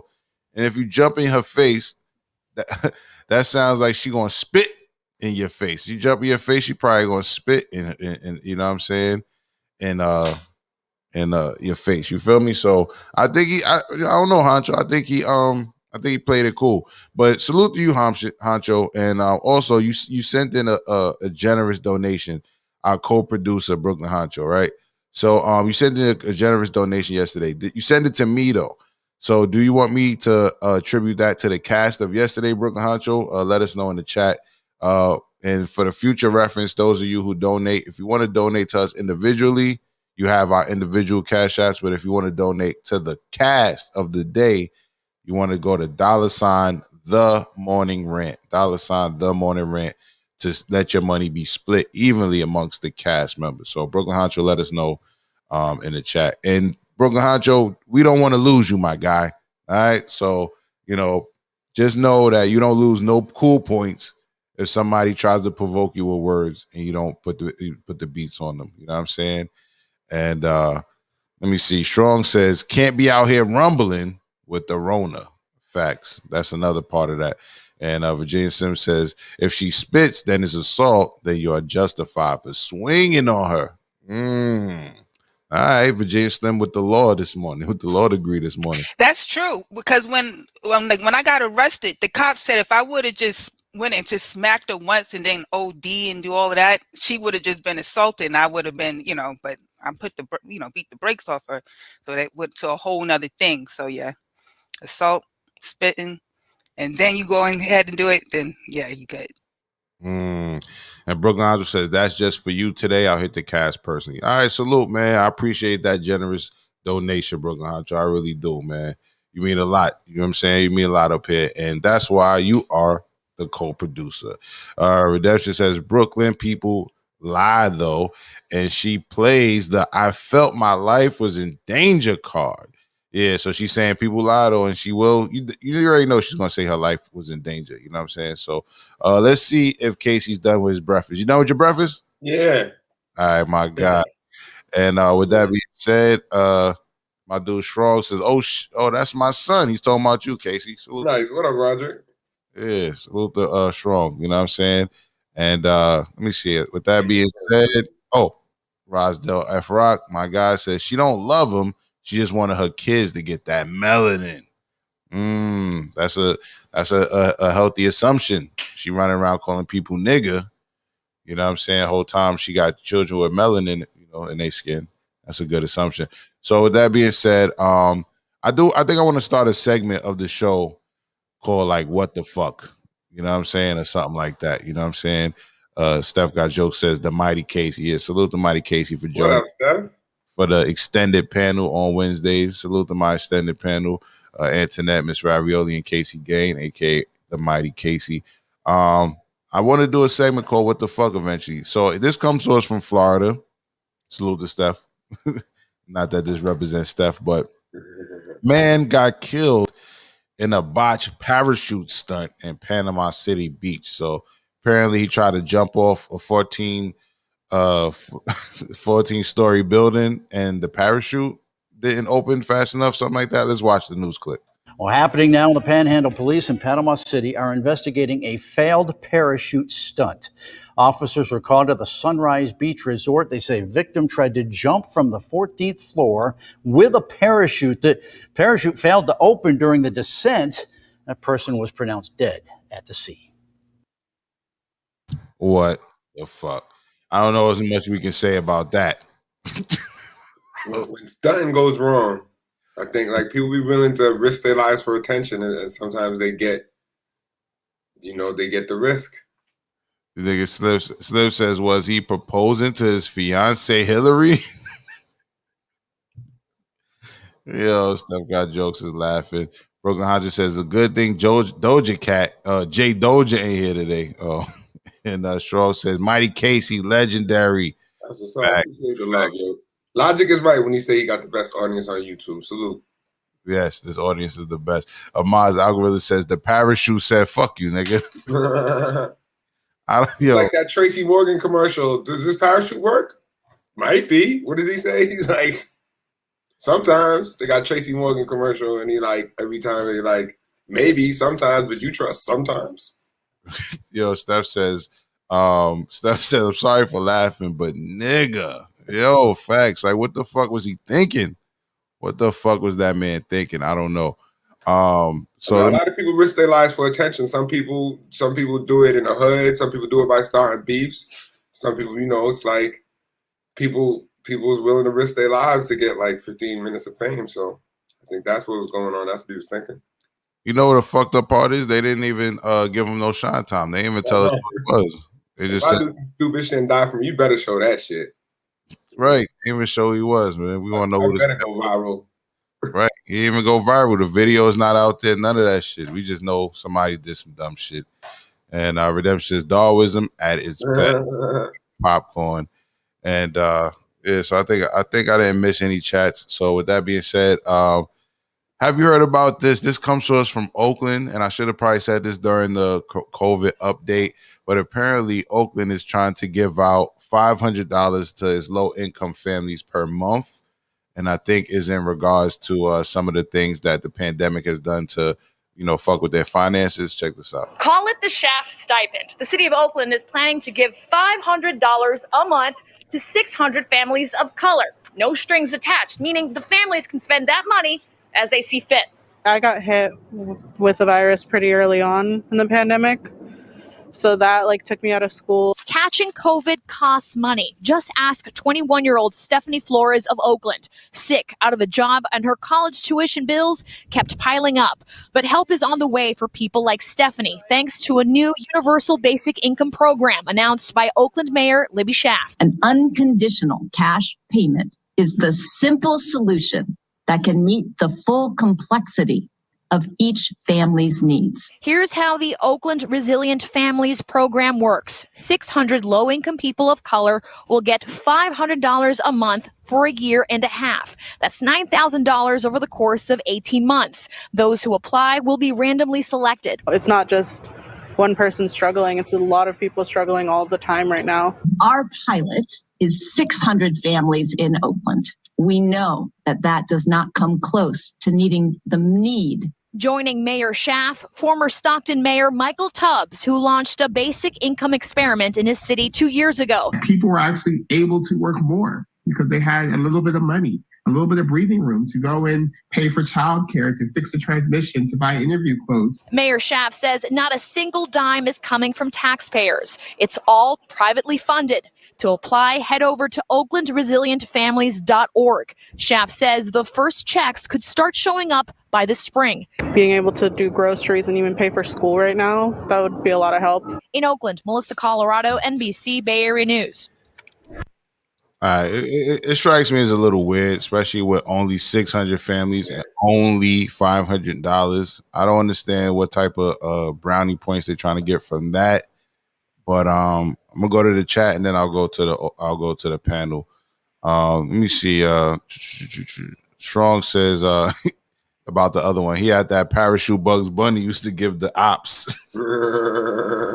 Yeah, the Wile E. Coyote Acme joint. The Acme joint. Facts. Maz Agrawin says, "What's up with the reparations town in Illinois? That's next. That's the next story." Redemption says, "Good for them." And Virginia Sim says, "I can't stand that POC phrase, that peoples of color." And Strong agrees, people of color.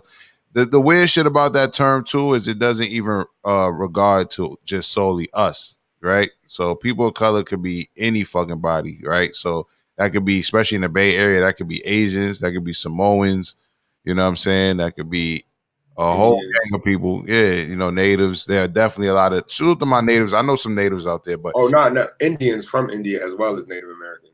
Yeah, it could be all of that. It could be all of that. You know what I mean? And then they saying that it's only $500. Snuggles, I agree with you. $500 in the West Coast. What can that buy? Especially in the Bay Area. Couple ounces.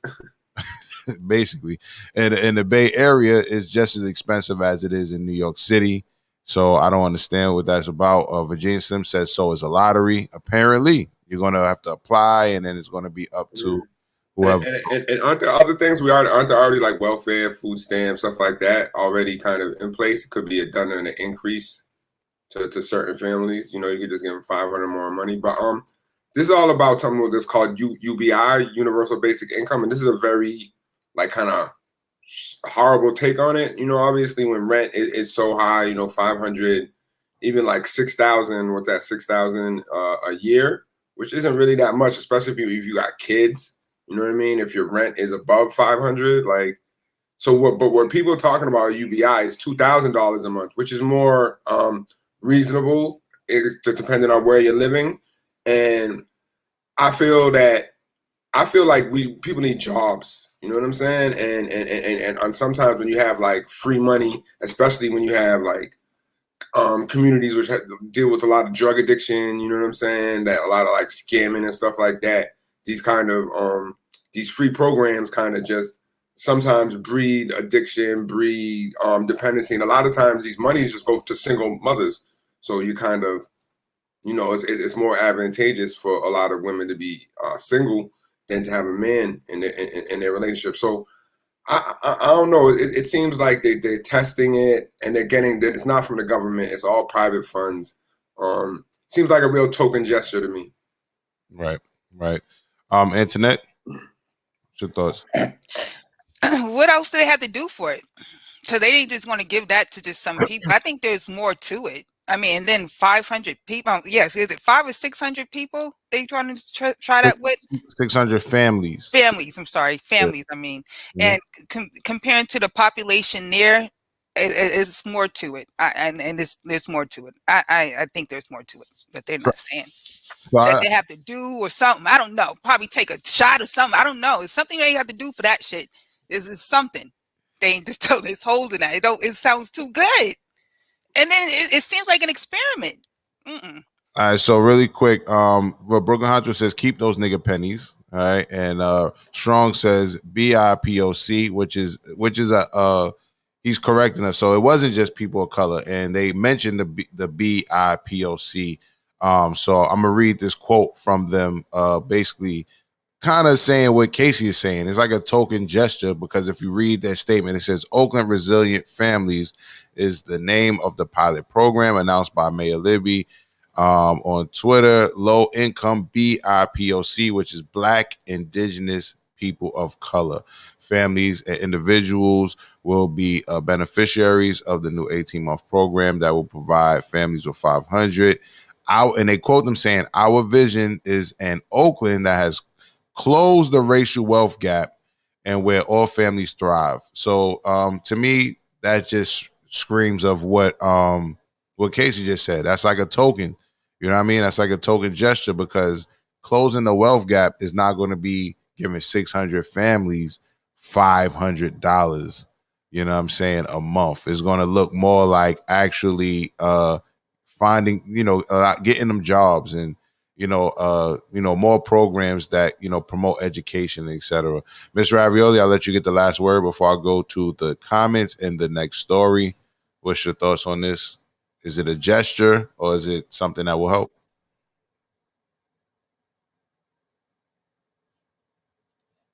MsRavioli, you took yourself off of mute and then you put yourself back on mute. It's sad that you did that. Okay. I think that it is definitely an experiment, and they're just trying to see how people are going to pan out. It's like a test. They're just testing to see how, what is it called? Universal basic whatever income. How will the people respond to it? And in addition to that, what are the people that don't get it? How are they going to react when they don't get it? Do you know what I'm saying? Are they going to rise up? No. They're not going to rise up. They're not going They're to. gonna rise up. They're not going to do nothing though. You don't think they're gonna be upset? No. Can I say something real quick? Yeah, absolutely. Antoinette, go ahead. Isn't Canada doing something like this with the stimulus when they was doing last year? They was giving their people like 1,000 or 2,000 every 2 weeks or something. I think that's what I heard, but I didn't do any research on it, so I'm not going to say. So it's like, but let's say that's what it is. Mhm. It's how we going to try and see how it is if we see other countries doing it. So it's not like this is something new. And why lowball it? It just seems funny to me. People can't survive off with $500 a week. Rent for a 1-bedroom anywhere isn't $500. You know, so what family you going to help? So that's why I just see so many holes in it, and that's my last word with that. Yeah, some weird shit. Redemption says she agrees, says they're trying to do something. Let me see. Steph Got Joke says it's an experiment. They're just trying it in a bigger city. It has nothing to do with COVID. Redemption says that's true. She agrees with Casey. Strong says UBI is common sense at this point in regards to what you was just talking about, Casey, you and Antoinette. Steph Got Joke says, Honcho, those are people of color pennies instead of nigger pennies. Hilarious. Strong says, shit, I'll take that 5 though. Send that to Jersey. And Redemption says, gotcha. Problematic. Thanks for the context. And Brooklyn Honcho says, when you say unconditional, you really mean I'll see you later about that favor I did for you. And yeah, I mean, I agree with y'all. It's definitely seeming suspect. You feel me? And the fact that they got to apply for it, there definitely might be some type of preliminary shit that they're looking for the families that they give it to. Maybe some families they can take advantage of. And Redemption says, Lord have mercy. And my algorithm, Salute My G, says $2,000 a month in Canada since the pandemic began, I believe. And Redemption says, perhaps if these funds were redirected to directly paying utilities or something. Yeah, I mean, you know, that would help, you know what I'm saying? But I think that what would really help is like what Casey said is, you know, provide them with some work, you know, provide them with some education, more tech programs for the youth, you know what I'm saying? Maybe even more financial literacy programs. So we spoke about this in the past on the episode that a lot of us don't know what to do with money even when we get it. You know what I'm saying? A lot of us don't even know what to do with money when we get it. So with that being said, let's get into this story that's coming to us from Illinois, where they're actually considering what they're doing reparations. I don't know if I would, but let's check this out. They're talking about this city in Illinois is supposed to be giving reparation to its citizens, its black citizens. Historic vote by the Evanston City Council tonight. It has approved the first part of a plan to pay reparations to its black residents. It's the nation's first approved reparations program. NBC5's Alex Maragos on the story for us. He's live in Evanston. Alex. Allison, a really interesting debate tonight. Some say this measure doesn't go far enough. Others are concerned if it's constitutional, and they've got an election here in Evanston in a couple weeks. Some are saying, let's wait till we get a new city council. But this measure was approved 8-1 tonight, and the first payments from a new city sales tax on marijuana will go to qualified black residents here in Evanston. Tonight, Evanston City Council voted 8-1 to approve reparations to black residents. $400,000 will go to qualified applicants for housing assistance. I think this step is going to pull all of America forward. And it's really critical that we take that first step. Those approved can use up to $25,000 for things like down payments, home improvement, or mortgage assistance. The large majority of Black Evanstons are very, very happy with the movement that is being made tonight. Michael Neighbors is the president of Evanston's NAACP. He says this is an important first step toward justice. So we're looking forward to getting this out of the way so that the entire nation can understand that reparations work. Alderman Cicely Fleming was the lone no vote tonight. Rather than this reparations dictating to Black people what they need and how they will receive it, we need to listen more to the people. Many residents also shared their concerns during time for public comment. We support the housing program. We don't support calling this reparations because it simply is not. That's all we're saying is take your time. Why are you rushing? This isn't about your legacy. This ordinance is doomed to be declared unconstitutional. Now, that last comment came from a law professor who supports reparations. A D.C. law firm sent Evanston a letter saying that this ordinance is unconstitutional. Evanston leaders say if there are legal challenges to it, they will be prepared for them. Reporting live in Evanston, Alex Maragos. All right, so a step in the right direction or bullshit? Start with you, Antoinette. Bullshit. That's it. That's it. Tell us why. Don't just, because okay, yeah, you want to give them this. Don't just drop the mic. Not good. You want to just give them, and how much is it? $25,000 to put down on a house? That's not enough, first of all. And second of all, you want to tell them how to use the money. And then it's like, okay, how y'all going to divvy it up? And it's lowball. It's ridiculous. It don't make no sense. That's a smack in the face. I would be insulted too. That's all I got to say. Casey. I feel it's a step in a good direction. I don't know if it's not really a step in the reparations direction. I think that just tagging in reparations is kind of a way to build like some identity politics momentum around it. But I do feel like black home ownership is a very important issue, and anything done to kind of help that, even if it is kind of limiting people's choices on how to spend their money, because sometimes people won't spend the money in the right place, and home ownership is. So I agree with that kind of incentive, and I would like to see that incentive happen in other communities, but it's definitely not reparations. And my thing about reparations is reparations happens when the oppression stops. You got to stop the oppression before you talk about reparations. You can't talk about, oh, you need to pay me for that knife you put on my back when the knife is still in the back. So like part of even going through that is just having Black people get decent rights in terms of incarceration, in terms of education, in terms of housing. So I feel like that's not even reparations. That's just plain equality. That's not even, you don't even need to tag that, because I feel once you start tagging stuff for reparations, you're going to have white people like, oh, why the Black people got to get it? My parents just came here last year. They know you're going to have a whole racial issue. But I feel if you just frame it as we treating human beings like human beings should be treated, you know what I'm saying? I feel like that's an easier way to do it, because I feel like tagging the reparations, you're just going to get white people mad. You're going to get Black people on the identity politics thing rather than a true kind of way to move forward. Because I feel like it's going to be a debate. And if we can't even have this debate in the Black community about reparations, you know what I'm saying? Like, how can we have it within the general government and really express them with a nation that just elected Trump 4 years ago to support reparations? Right. MsRavioli. Is it a step in the right direction or is it bullshit? What's your words? And you have your cell phone, Teddy Riley. Kind of, sort of. It's kind of, sort of a step in the right direction. I don't think it is at all reparations, though.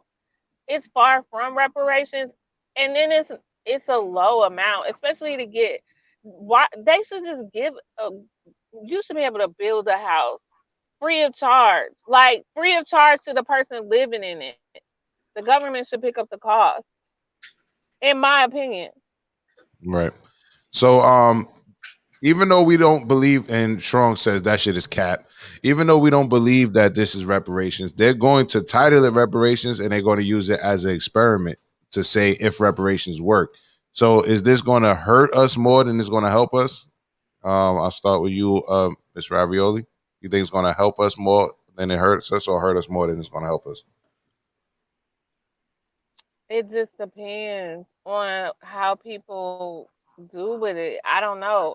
But no, at the end of the day, it'll probably hurt more, because is it going to be some small print in there where it's like, oh, you accepted this as reparations and now like this is your reparations and you agree to it and you don't get anything else? There's always some, fine print. I don't know. I don't like it being called reparations. That's the whole thing. Yeah, I don't like that neither. And I think the fact that they're going to control how you use it is definitely going to hurt the idea of reparations. You know what I'm saying? But Casey, I asked you the same thing. Do you think that them using the term, because it doesn't matter what we say, right? They're going to use it. I think, like I said, once again, in our community, we debate over it, but I feel like as a national issue, it could be used to like divide. You tell some poor white person, say, hey, look at those Black people, they getting all this free money while you're working for it. And this is what they do, to kind of divide and conquer. So this is why they kind of bring up issues like this. And without even bringing up the issue of giving Black people common decency and human rights before you get to the reparations. You know what I'm saying? So I feel by calling the reparations, you're kind of focusing on identity politics and separating like class issues, and then the white conservative media are gonna jump all over this, like, oh, we never owned any slaves. We gotta pay these people money. We're working hard. These lazy black people get money from the government, and that's gonna be their narrative, and it's gonna be a continued divide and conquer, especially with the class of the poorer Black people, Latino, and white people. And then you tell the Latinos, oh, those Black people is getting reparations, and they not even working for it. So I feel like it is it's deserved, you know what I mean? But the way it frames and the way our country is working, our country's so behind and so divided, it's just going to be an identity politics, divide and conquer issue. I really feel we should just be focused on basic human rights, which we're not getting in our community, before we ask for a bonus for the oppression we went through 400 years ago. Like, let's get our shit right now. So you believe it's going to hurt more than it's going to help? Yeah. It just on a small level, it's definitely going to help. Like I said, Black housing is a very important issue. So in that immediate issue, it's going to be helpful to those people in the community who can get it. But as a general political issue, the way this country operates on a divide and conquer level, it's just going to be used again to pit poor Black people against poor white people. They're going to tell the poor white people, look, those poor Black people getting free money and they're not working, so you got to vote Republican. You know what I'm saying? And keep that kind of same divide and conquer. That's the way this country works. You know what I'm saying? Like they can't have people united. So Antoinette, same question, the last question. Help more than it's going to hurt more than it's going to help. Which one? I think it'll help if you don't call it reparations. And as far as that, and when you say a test run, they didn't test run that for the Asians when they was giving reparations, whatever you call it, for what they went through, nor the Indians, nor the Jews. They ain't test run their money. You know what I'm saying? And then as far as you talk about, like, with you say other people, other races besides white, which they always will have a upper hand on this country before any other race, but they do give loans out to foreigners that come to this country that supersedes before Black people who's been here their entire life too. So what I mean is calling that reparations is not going to help. If you want to help, just say, we're going to do a project that's going to see what, experiment, just call it that, but don't call it reparations and, piss on us and tell it it's raining. You know what I'm saying? That's not reparations. Right. All right. So Snuggle says it still controls people options. I agree. Steph says one person said it's not reparations, but it's a good step. Strong says can't give reparations. The number is too big. And Redemption agrees. And Strong also says that's a big L. Really can't put a number on Black people's contribution to this country. Strong also says, and those companies are titans of industry now, off our backs. We should have ownership in all those companies. Just my take. He also said we literally built this country. Ahmad, this question was for Casey. I think he says, fuck getting white people mad. It's old. What do you mean you don't want to upset Massa? I don't think he said he don't want to upset Massa, but I'll let him speak for a second. What I'm saying is that we have a system where Black people is 12% of the country, and then you have maybe like 70% white, 15-20% Latino, and it's Massa is not just the white people, Black people's Massa. You have a Massa who kind of divide and conquers and runs the Latinos and also other people in other countries. So he's the one actually using these things to get people to get mad at each other. Because once people unite, all the poor Black people, all the poor white people, all the poor Latino, and people across the world, and they see this one dude is just an asshole and fucking with everyone, and they could easily take him out, they could do it. But so how he stops that from happening is he keeps everyone fighting amongst each other, right? So this is, for me, just another measure to focus on identity politics, to have white people instead of being mad at the government, right? Well said. And also to have Black people instead of being mad at the government, like Black people be nice to the government. Oh, the government is giving us reparations. They good. Let's support their wars. Let's go Joe Biden. Right. Well put. Well put. Redemption says it will be litigated to death like the Black farmers. Facts. If anybody doesn't know about the Black farmers was taken, I think they took the government, I want to say, to court. But it took years for them to get their settlement. Yeah. It was a big settlement though. It was a big settlement, but it took like 20 years. Like they got that settlement after the majority of the Black farmers lost their farms or died. Or died. You know what I mean? That's how long it took for them to get that money. And so that's bullshit. Slim says, facts, Antoinette, other races received those payments without any tests. And Brooklyn Honcho says, fuck it. Fuck it. Reparation could be forgiveness of debt and great credit scores. And, you know, I mean, and some money. And some money. We need some money. You got to give us the bag, too. So there was another video that was on this subject. I'm going to play it so we don't miss anything. Really quick, let me just turn the volume up. Reparations for some black residents.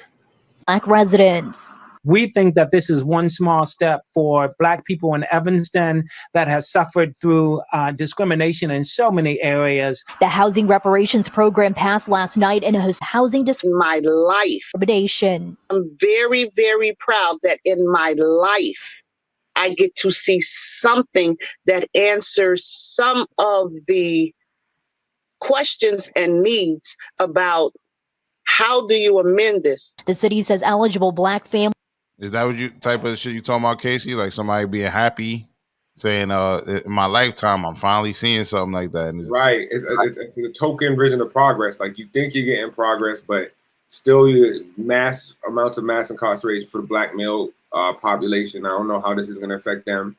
You know, it's just, it's kind of like even with charter schools sometimes, like you say a charter school going to fix education in the community, but it's a lottery. How are you going to fix, that's like saying I'm going to fix poverty with a lottery. But like everyone's broke in my hood, but like, don't worry, I got a lottery. One of y'all might make some money someday. You know what I'm saying? It's like, it's a chance. A chance is not the same as a thing. And she might be lucky as one of the ones who received the chance, but the vast majority of people is not getting anything. And this is kind of how they control Black people, is by giving them token gestures. Like, look, Jay-Z's balling, y'all doing good. Like, or look, we just did this, you know what I mean? Or look, y'all got a Black senator. Look, Kamala Harris is in the White House. Y'all Black people is doing great. Meanwhile, mass incarceration, poverty, drug issues, education issues, and those are issues which are never addressed. All right, so hold on, let me just play the rest of this. In 1969. There are a number of people who came in on the outside of that time frame who feel as if they're being excluded. Ndona Mubayai is a fifth-generation Evastonian and worries that a group of eligible residents may not see the reparations. A vast majority of our seniors either no longer own their homes or they're living in senior housing. So something such as a housing program would not work for them. The city is aware of the concern and says in the coming months, the reparations committee will work with people in the community to see where the additional money for the local reparations program will go. V Win, NBC5 News. AMV reports the city says the reparations committee will review each application and determine eligibility and approval. The city's hoping to start accepting applications sometime during the summer. All right, so there you have it. Wait, so they need an application for reparations? That's what I just got out of it. Really? Come on, y'all. Read between the lines. Oh, man. Maya says, I understand, Casey. They would get all the no common sense people to go on their side, but fuck that. I want reparations, laugh out loud. I do too, but we shall see. Keenan Khan says, how's it going in North Carolina? They did some form of reparations not too long ago. I'm going to have to look into that. And Redemption says, I'm not clear on the lawsuit out of D.C. Who's behind that? Did I hear that correctly? I think I said the government, but I stand to be more clear. The Black farmers sued the USDA in the landmark lawsuit, Pigford versus Glickman. And the basis behind that, which I'm sure you know, is that they didn't receive loans in the same rate that white farmers would receive loans. They wouldn't even receive the answers as far. So I think I just said the government because I kind of like glossed over it, but it was the USDA that they were suing. So I'm pretty sure you're up to speed on that lawsuit. Brooklyn Hodges says, fuck it, reparations. Okay, we read that already. And yeah, so that's it for the reparations. I believe we read all the comments. If we didn't, my apologies in advance. So we're all for the reparations subject. And what I want to put on the table is we heard about this, and I'm glad we got Antoinette here and Casey, who who are, I want to say our resident experts on conspiracy. So we have this, she said, no, the Everson situation. So let me see. What was your question again? Let me see. I'm not clear on a lawsuit out of DC. Who's behind it? I'm not sure. I didn't hear that part neither. Did anybody hear that part? Anybody hear that part? I'm not sure. I didn't hear it neither. She said, no worries. Salute. So we heard about the mass shooting, the latest mass shooting that happened in Boulder, Colorado, right? In Boulder, Colorado. And the man who's responsible for it was taken without being killed. I think he had a gunshot wound in his leg or something. He was limping to the car, but they walked him to the car and whatever. And then 10 people got killed. I believe they all were white. One of them was a police officer. They're putting a lot of emphasis on a police officer, calling him a hero because he ran towards the gunshots and saying he was a family man and everything. And really quick, I just want to say, if we look at his face, I think it's safe to assume why he wasn't killed on the spot. You know what I'm saying? Safe to assume because he was white or whatever. But just really quick, I just want to ask Antoinette and Casey, do you believe this was real, or do you think it was crisis actors, as they like to say when things like this happen? What's your thoughts? Antoinette, you're on mute. Casey, you're on mute as well. Casey, go first. Yeah, I don't pay attention to these news stories, and if they are real, but I know there is. It doesn't really matter if there are, but there's definitely an attempt by the news to hype these events up. You know what I mean? Whether or not they create them, you know what I'm saying? Like to get people scared, like you're just scared. And these events are very rare that they ever happen. Like the chances of you being killed in a mass shooting is like getting hit by lightning twice in the same day. You know what I'm saying? Or winning the lottery twice in the same year. So these things ain't gonna happen. I feel there is an agenda for the news to kind of get people scared and to get people bring up the issue of guns, right? And also that these things, like, people are drawn to these crazy, that they get ratings. So I don't know about crisis actors. Honestly, I don't pay attention to this stuff. I pay attention to the big stuff, the wars, the stuff where millions of people get killed, where billions of dollars go. And the guy was actually Muslim, so everyone was talking about Betty White and everything. He's maybe Muslim white, or he definitely looks white. There's a lot of white people. Yeah, but he's Muslim. And there's a lot of white people who do get killed by the cops. There's more white people who get killed by the cops than black people, but people don't know about that. So not every white person who commits a crime does not get killed by the cops, because more white people get killed by the cops than black people. But that's not really in the news, you know what I'm saying? So the whole like Betty White stuff is like whatever, because like if people would say that, like if there was a drive-by shooting, everyone's like Betty Black, like what the fuck? Niggas be like, oh, that's racist, you know what I'm saying? So like these stories, I really don't care about. I don't pay no attention to them. Like crisis actors or not, it's still it's regardless of how it happens, it is still an attempt to distract, divide, and conquer. So I don't know about no crisis actors. I don't pay attention to this shit. Strong says there were 7 mass shootings this past week. Every week there's mass shootings. If I come to your hood and I spray up your block, that's a mass shooting. You know what I'm saying? That's a mass shooting. If I come, you hit you and your man, that's a mass shooting, bro. So they have it all the time, and it's not like this random stuff. And they tell you this stuff to make you scared, but they're not going to tell you, oh, you can probably, there's 100 more times you'll die off the bad food you're eating, 100 more times you'll die because we got a fucked up road system and drunk drivers, or there's 100 more times you'll get addicted to drugs and die. So it's like these mass shootings is whatever to me. They're another way the news can distract people from the real issues going on. You know what I'm saying? Lamar says hero saves the day, laugh out loud. So Virginia Sim says, dude claimed he was a victim of Muslim bullying. So he was a Syrian. He was from Syria, right? Right. Syrian native, but it looks white to me. In this country, you look white, you're white until they find out otherwise, right? But his name was Ahmad Alawi Alisa or some shit like that, right? And he was only 21 years old. He looks old as shit.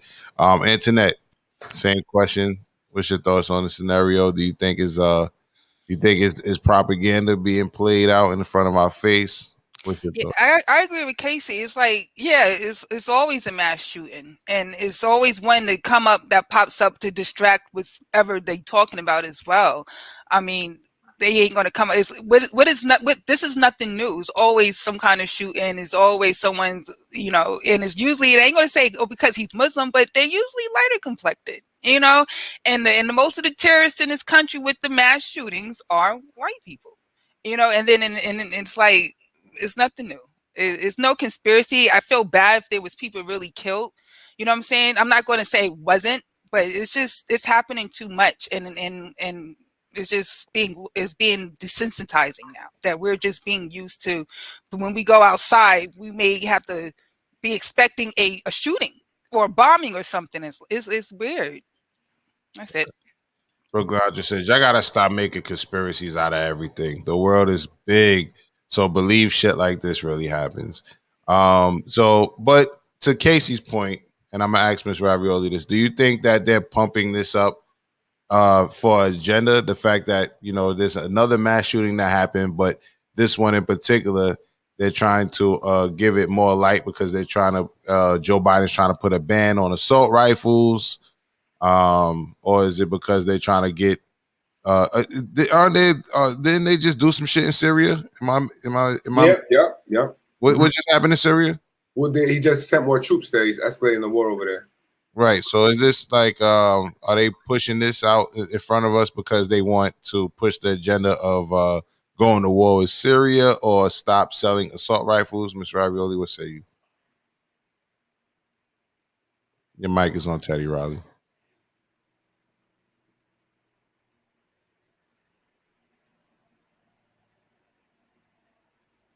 MsRavioli, you got to tap the button once.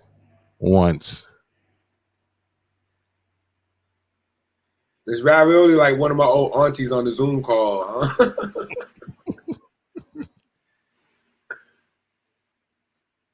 Like don't worry, we can get you verses. You can be able to watch Earth, Wind & Fire versus the Isley Brothers, auntie. Just got to turn the Wi-Fi on. Turn the Wi-Fi on, auntie. Auntie, turn on the computer. It's a button right there. Yeah, there you go. No, auntie. It's still on mute. We'll talk to you next Thanksgiving, I guess.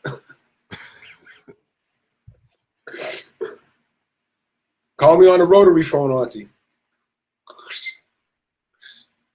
That was JahLogic. He was doing that on purpose. That was not me. No, it was a shooting last night on Cleveland Avenue. Did y'all literally see my hands get crossed? Is she blaming that shit on me? It was. That was you.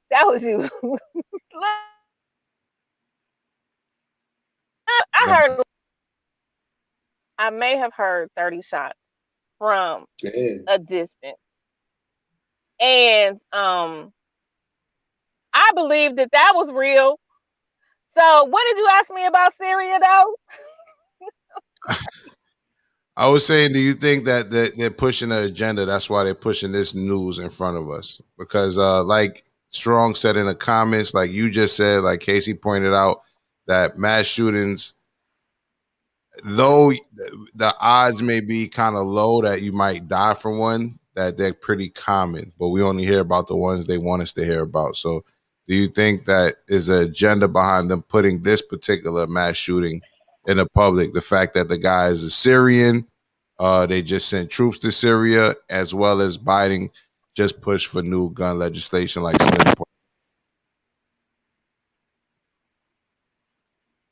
Yes, I think it's strategic. Like, they're very strategic with what they show us and what they don't show us. Like, there was something else that happened yesterday. I'm not saying it was a situation because that's how it was explained to me.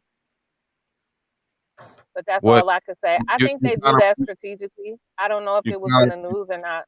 You kind of broke up before you said that. So what was showed to you? What say that again? What was showed to you? Something was going on.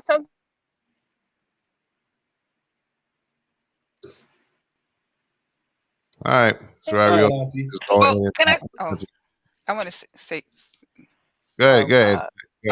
I want to say something. Like she said, she made a point. It's strategic because with him being Syrian, remember the guy who shut up the masseuse parlor with them Asians? And then they was all talking about the Asian attack and all that. It's strategic. And then you may call it conspiracy theory and everything ain't conspiracy, but things are calculated what they show us. And MsRavioli, you're absolutely right about that.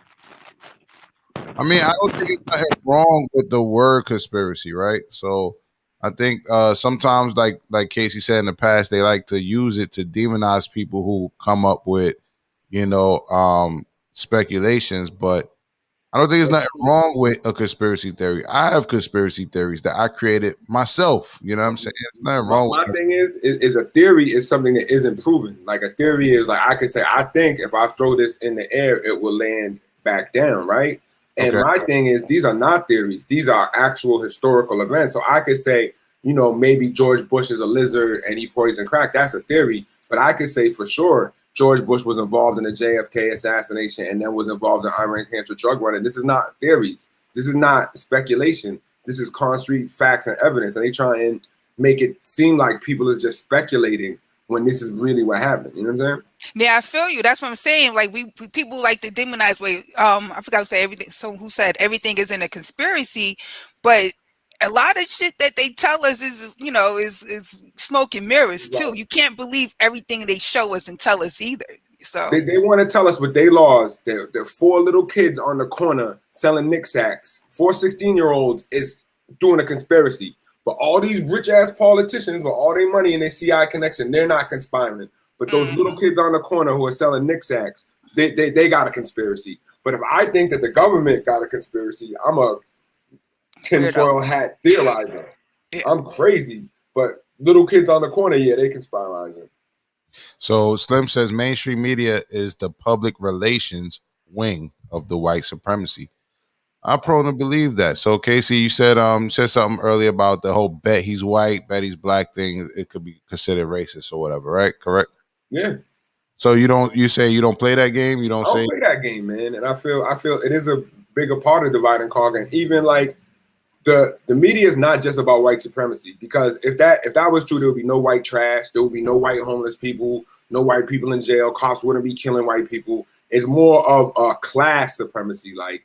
And in order to like maintain the rich people, the elite, they got to pit the poor black people against the poor white people, because poor white people is going through one of the worst opioid epidemics, dying left and right ever. Almost as bad as much as black people was dying and getting locked up in the crack era, poor white people is dying because of the opioids. No one's talking about it, not because they're white, but because they're poor or they're not part of the necessary elite. So I believe mainstream media is the rings of what we might call a deep state, which is way bigger than white supremacy. They use white supremacy. They don't care about white people either. They will let millions of white people die if they have to, just like they let millions of black people die if they have to, because it's all about them.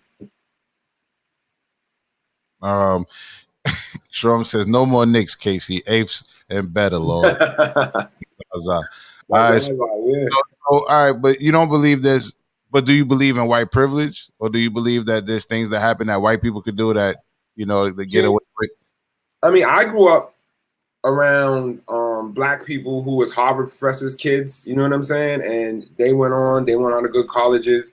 And then I had white friends whose parents might have been drug addicts, and a lot of them might have either, got caught up in the streets or maybe caught up in drugs themselves. So obviously it is better to be in a position like if I was rich, the rich white person is going to get more than the rich black person. And if you have cops see, 2 poor people, one's white, one's black. Sorry about that. They'll get different treatment, but I feel like people want to automatically act like just because someone's white, they get some sort of privilege when you have drug addiction, homelessness, alcohol problems, poverty among white people. And just because someone's black don't mean they're underprivileged. Like I know a lot of black parents who work hard so their children can have education and have quote unquote privilege. So to say that all black people are not privileged is kind of disrespect to the hard work a lot of parents do to provide opportunities for their children to have education, to have money, to have opportunities. So I believe it's way deeper than that. I believe white privilege exists, but I believe that class is very important, and everyone's always kind of forgetting about class and money, which is the biggest source of privilege. I feel like those are the biggest things, you know what I'm saying? Because you do have poor white people who do face a lot of the same problems that black people do in terms of violence, poverty, incarceration, drug issues. You know what I'm saying? And you do also have richer black people who might not have to face issues of that might come in the hood. Like, you know what I'm saying? If you live if you are a rich black person and you live in Calabasas, you might not have the same struggles in terms of mass incarceration, in terms of police harassment, in terms of poverty that poor black people will go through. So I feel like it is an issue where people do kind of racialize it in terms of, because that's a quick way to divide and conquer. So if you notice, like, a lot of poor white people support Trump. A lot of poor black people were supporting Biden. And both of them hate each other. Like, poor white people think that poor black people are drug dealers. They think that they're, you know what I'm saying? They think that they're welfare leechers. And black people, they think Trump supporters are all racists, white trash, goons, when these are the biggest poor bases, right? And meanwhile, the rich white people who control the Democrats and the rich white people who control the Republicans are laughing and hanging out with each other, while all the poor whites are so mad at the poor blacks. All right, there's certain points that I do agree with, but as far as the not playing the I bet he white game, I play that game. Me too. And I just want to say one more thing. I kind of disagree with you with a little bit with the white privilege. I think part of the white privilege is, like you said, yes, there are a lot of poor white people, but they're not advertised or shown just as much as there's black. So that's kind of a privilege, because there's some esteemed, astute, really black, intelligent, rich black people that when you go and when you see about a community of black people who are just poor, but there's, just as equal, but that's the privilege I see. Good point. Yes, Good and point. there's another thing on TV, they show black people to be 5 times poorer than we are in real life. So it's a thing in TV to make black people look like they're poor, make them look like the victims. When there's a lot of black people who do have money, who do have power, who can control their own destiny, who do have the power to give privilege to their children and other people and give their kids a leg up in life and a chance to go to good colleges and start their own businesses and other things that we associate with privilege. It might not be obvious. I'll say one more thing, and one more thing to credence to you, JahLogic, is some of these crimes you don't even have to look at the news, the TV to see what color they are. So it's not even being racist. Some of us, we just do stupid shit in our But if white people were to say like a drive-by shooting and they were like Betty Black people be tight. Or if it was something like someone beat his girlfriend or an NFL player beat his girlfriend, they'd be like Betty Black. You know what I'm saying? And it's like it just seems like all sorts of like these issues is used to like racially divide and conquer people, from like the Asian stuff we were talking about. Like, so there was one anti-Asian attack, right? And then I'm looking at Yahoo News and everything's another Yahoo attack. Everything's another Asian attack, right? And people acting like black people can't be racist. A number of those attacks was black people just beating up Asians. And these things, and I do feel for the Asian community, but again, these are small issues. If you look at the Asian community in general, they have one of the highest education rates. They have one of the highest on poverty rates, highest unemployment rates, highest unincarceration rates. So they as a community is doing all right. And they still, because they are immigrants, they get put under BIPOC. Like, they went through the same oppression that black people and Latino immigrants who went through colonialism went through. And a lot of them is coming through totally different experiences. And I know there's a lot of poor Asians who do come to this country and work hard, but there's also a lot of privileged ones who come and able to start their own businesses, a lot of ones who are doctors, engineers, and such. So I feel like that BIPOC label is really, again, ignores class, right? You know what I'm saying? And it just lumps every minority under the same umbrella just because we aren't white. When, South Asians have a vastly different story than Asians. And I think there's a lot of commonality between blacks and Latinos, but there's a lot of differences as well. Yeah, once again, I agree with certain things you said, but I do agree. I don't agree that because you could be black and be in a position of some sort of privilege by or not even privilege, but some sort of being just being well off. You could be well off, but I still wouldn't consider it privilege, because you could still get arrested going into your own home because a motherfucker believe you don't live there, right? But that's a very small chance, rather than if you in the hood and you have a very big chance of getting arrested every day. You know what I mean? And then I feel like these news, when you get professors like Skip Gates who makes a big deal about it. It's like a little deeper. A lot of it is not just him getting arrested in his own home. He wilded out. He was disrespectful. You know what I'm saying? Again, like to even equivalate the struggles, and I know there's a lot of like educated and rich Black people on Twitter who want to make it seem like they super oppressed because they were followed in a store or they saw something on the news they didn't like. But none of that really amounts to the oppression that poor Black people go through in terms of constant police harassment, mass incarceration, violence, poverty, lack of educational opportunities. Like, I don't think that racism compares to the racism of maybe you living in a white neighborhood and and it's horrible. Yo, I've been through it. I don't like it, but I'm not going to compare that racism of me being in a rich white neighborhood and being followed by the cops than young Black men, you know what I'm saying, being thrust into jail for no reason. It does suck, and it is worse, and it's worse than being white, but the class is a great big issue for me on that topic. I mean, I hear you. Like I said, certain things I agree with you on, but on that part, I'm going to have to agree to disagree. And I'm about to play the game, and I don't think it makes me racist. So me and Antoinette going to play the game. I'm going to read the article, Antoinette. You can guess the race of this person. According to reports in Arizona, a man was arrested in West Texas. In Arizona, according to reports in Arizona, a man was arrested in West Texas for holding 11 National Guards members at gunpoint who were en route to transport the COVID-19 vaccines. A 66-year-old allegedly trailed the National Guard vans and later told police he suspected a woman and child were kidnapped and held in one of the vans. He managed to stop the convoy and told them he was a detective. He then ordered the National Guard members, 11 in total, out of the vehicles and demanded to search them. When authorities arrived at the scene, they described him as speaking erratically and wasn't immediately clear about his motives for carrying out the kidnapping. They call it the kidnapping. According to AP, he was arrested on charges of aggravated assault with a deadly weapon, unlawful restraint of 11 National Guard members, unlawfully carrying of a weapon, impersonating public servant, and interference with Texas military forces. He remained in jail Tuesday on a $44,000 bond. He had a federal hold on his custody. Who do you think? What? I'm gonna go with Betty White on that one. Ahmad says white. Schoolboy says white. Ahmad algorithm says, can I say Caucasoid for 200, please? All right. Because they actually listened to him. Who the hell want to listen to a black 10 National Guards going to listen to a black dude to give him orders and follow him? Come on now. Come on. Man from Arizona took the law into his own hands this morning following a group of National Guard members from Lubbock to Idalou. Yeah, the man forced the Guard soldiers out of their caravan at gunpoint. KMAC's Amy Kazera joins us tonight. Amy, a really dangerous situation.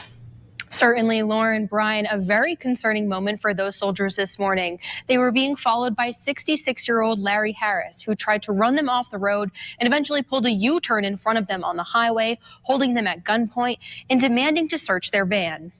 I was very thankful that it didn't turn into major bloodshed. Idalou Police Chief Eric Williams says 11 National Guard soldiers were held at gunpoint by this man, 66-year-old Larry Harris. Williams says, Wow. He like Osama bin Laden.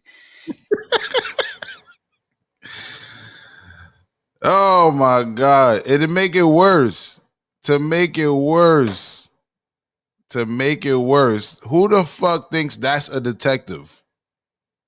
Schoolboy said this man looked like Santa Claus. Redemption said, how is he still alive? No answer needed. Ahmad says, no privilege, huh, Casey? And Slim says, I take it those guardsmen were all unarmed. Strong says Dove White. And we did miss this comment earlier. I'm gonna read it. Virginia Sims says Asians benefit are from all the civil rights blacks people fought for in the 60s, yet rarely ally with the black community. A portion of them also receive reparations from internment camps equals legs up. And but yeah, back to this man. Santa Claus. Who the fuck would believe? Now, if that was a black man with a big ass beard and no haircut. Now, I have to say, he do have a black name though. Larry Harris. Or David, I think it was Larry Harris. So yeah, that was a curveball. I should have said his name. His name was in the report I read, but I didn't say his name. I should have said his name. Pulled an Eddie Murphy, bro. It told him he was security pulling up, looking for the investigation. He had him Eddie Murphy'd out, man. Yeah, that might be a chance of like cops is one stigma. I think that the thing about cops is they can't see class. So cops is dumb. Cops can't tell a poor black person from a rich black person, so they can harass everyone. They can't tell a smart white person from a dumb white person. So from the police level, I would say for sure there's more of a level of privilege and less of a level of class. You know what I'm saying? But I would say from more of a general level and one's life, like I haven't been pulled over by the police in years. Well, once this year. So my whole life isn't determined by the police. You know what I'm saying? Yeah, George Clooney. I hear you, man. You know, but that's the National Guard. That's not police. No, he pretended to be a cop to the National Guard. He pretended to be a detective. Who the fuck would have believed him if he was a black dude with no haircut and a big ass beard like that he was a detective? You say he's undercover. He's undercover in the Duck Dynasty. Like, I'm infiltrating the Duck Dynasty niggas. I'm taking them down. You got to roll with me. So, yeah, that shit is weird. That shit is super weird. But all right. So with that being said, I want to bring some other shit up. Some shit I think is a teachable lesson. You know what I'm saying? I think we have a pretty smart audience here. I don't think most of us need these type of lessons. But, you know, there's video of this situation. We're going to play it. That's what we do here at the Morning Rant. So check this shit out. This happened, I believe, in Texas in a restaurant. Why you like normal? It's not normal. I filed this under you never know what somebody is going through. So this man is arguing with another man in a restaurant over what? We don't know. The other guy decided to take him up on his offer and run over there. They threw a couple fake ass swings at each other. The guy who was the aggressor earlier, who wanted to fight, is on the floor.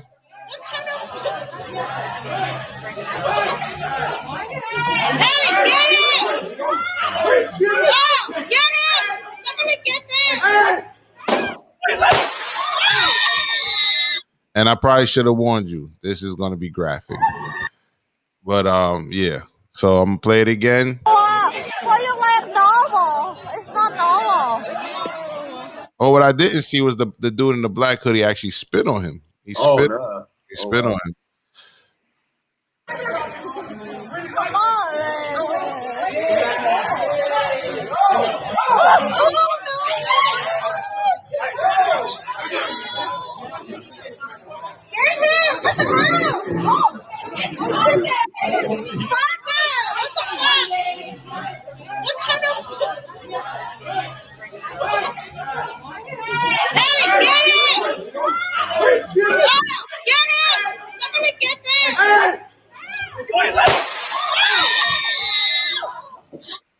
Did he get popped?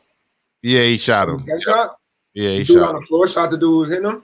Yeah, he shot him. And they say he survived it, but you know, I just want to remind people, you never know what people are going through. You know what I'm saying? So if you can avoid the smoke, you know, we live in this culture nowadays where everybody, I want all the smoke.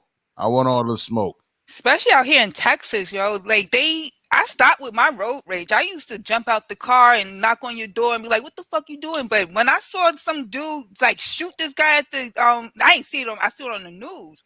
I'm like, I chill. Like these people with guns, which I could respect somewhat of the gun rule. I mean, gun whatever they trying to do. Because for instance, that old dude with the last story, and then this bitch with a fucking gun who started a fight. And then ended it with that. Couldn't even shoot a fair one because he couldn't stand on his feet and throw a punch. It's just crazy. and these guns things, it's like anybody can have a gun. So the gun laws I kind of agree with, but I'm all for like protecting your rights, your First Amendment rights. But some of these fools have guns for no reason. Right. And that was crazy. Strong said, blicked his ass up. And Schoolboy said, Antoinette crazy. Pay attention. Antoinette's with the shits. Antoinette's who you want to be riding with. That's who you want to be riding with. All right. Casey, and then I know for a while, like, especially us as black men, we have an idea of our like pride and like, you know, if someone checks you in public, you got to stand a certain way. But again, like, I actually don't like, my pride is my pride, and it's not just based on how niggas look at me at Buffalo Wild Wings. You know what I'm saying?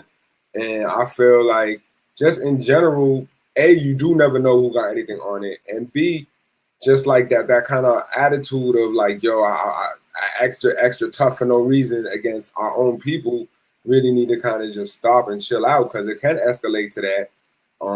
Once you grown, like, a fight ain't just a fight no more. Like, you seen what happened to King Von. Like, you once you start swinging on someone, anything can happen. You know what I mean? You could get jumped. They could pull out a blicky on you. They could pull out a doinker on you. You get stabbed, shot. So like, it ain't like you're 9 and 10 years old and you're on the baseball field and the court, and once you have a fight, then y'all friends and y'all play together.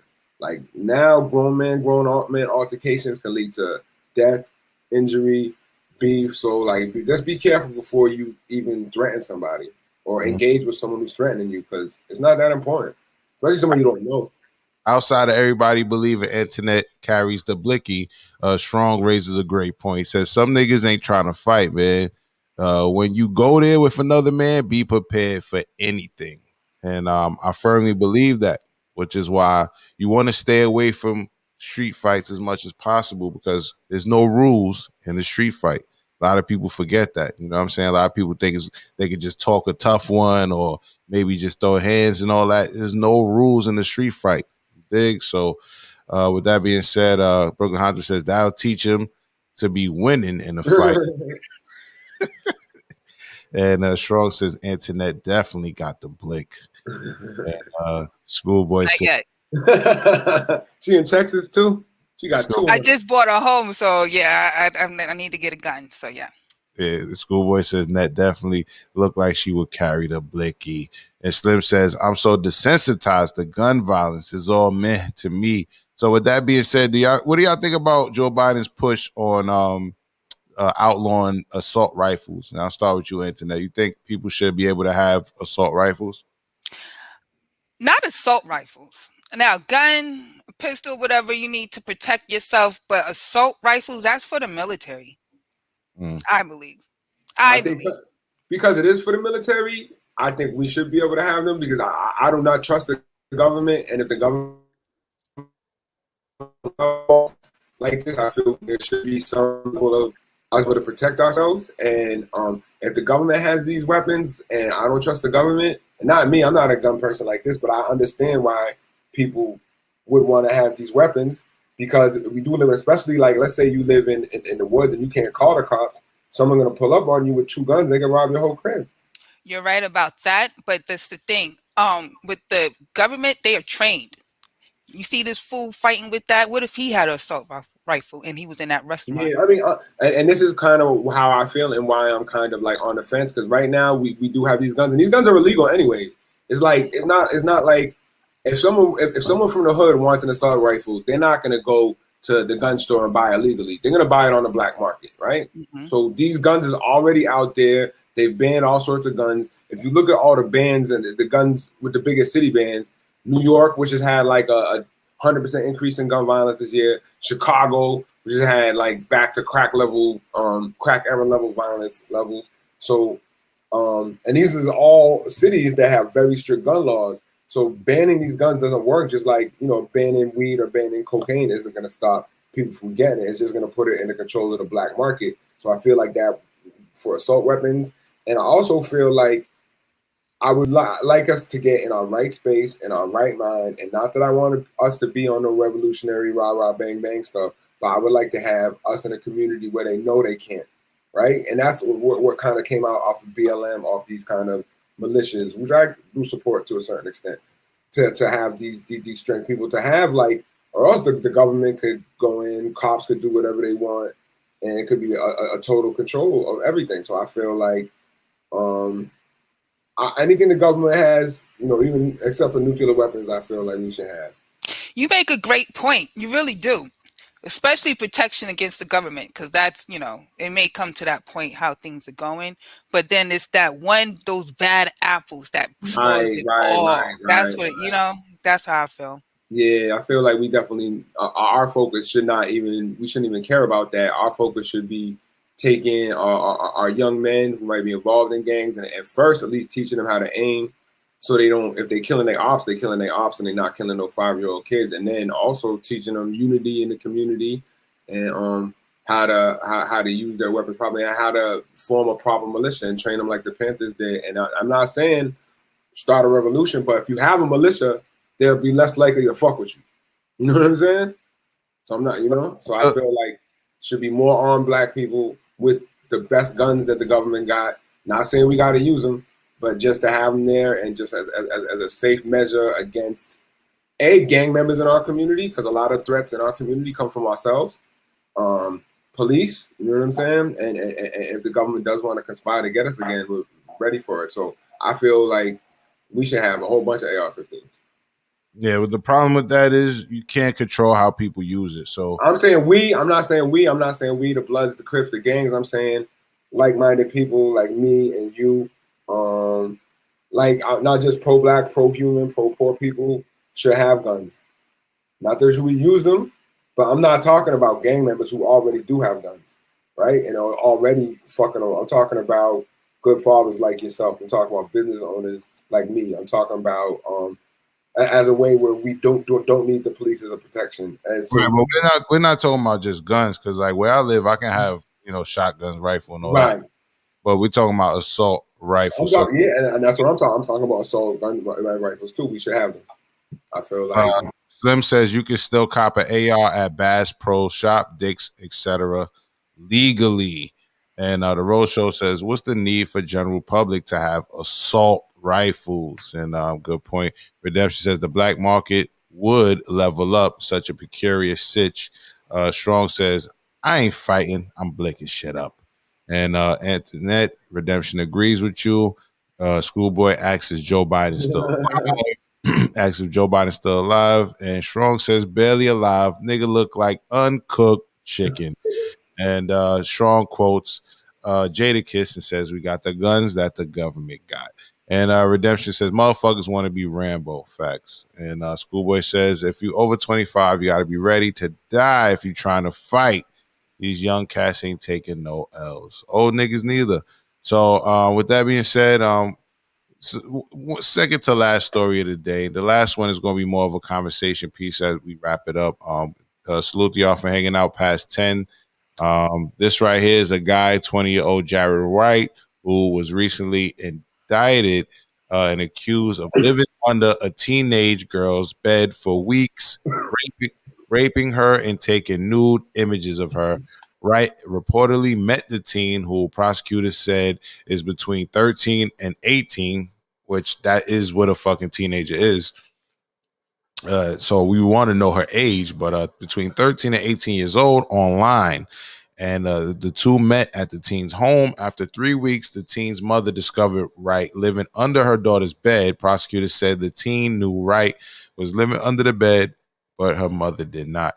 Prosecutors say that during those 3 weeks at the teen's house, Wright held the victim down, forced the teen to have sex. He's being held at the Hamilton County Justice Center on $5,000 bond awaiting trial. Does this read a little weird to you? Both of you women have daughters, correct? MsRavioli? Oh, yeah. Ravioli can't get this mic correct today, man. Jeez. Auntie Wildin'. Do not blame me, yo. Blame me. I have a daughter. I'll just start with you, Antoinette. Does that seem weird that they're saying that he raped the girl? Meanwhile, she knew he lived under the bed for 3 weeks. They won't tell us the exact age. They're saying 13 to 18. just a lot of holes in the story, if you ask me. Like, what say you? Yeah. That sounds. Yeah. First of all, how did he rape her if he's living under her bed? Like if one and if he's raped her, why the hell the mom ain't coming in her room? I do checks. I do checks while she's in there. I do checks while she's in school. I do checks while she's asleep. Why are you not checking your daughter's room? I don't get it. That just sounds dodgy to me. And then now he's raping you, but you never checked on your daughter. Right. And then they're saying he held her down and all of this. And then why the girl ain't call her mama? Right. I'm not trying to. Yeah, I don't want to demonize the girl, but it's definitely statutory rape. You know what I'm saying? It's definitely statutory rape. But they're trying to make it seem like they're saying that, not how they're trying to make it seem. They're saying that allegedly that he was holding her down and forcing her to have sex, which sounds like a noisy, messy, aggressive type of thing. So how this happened under the mother's roof? That's mom imagination. For 3 weeks. It's beyond me. MsRavioli, what's your thoughts?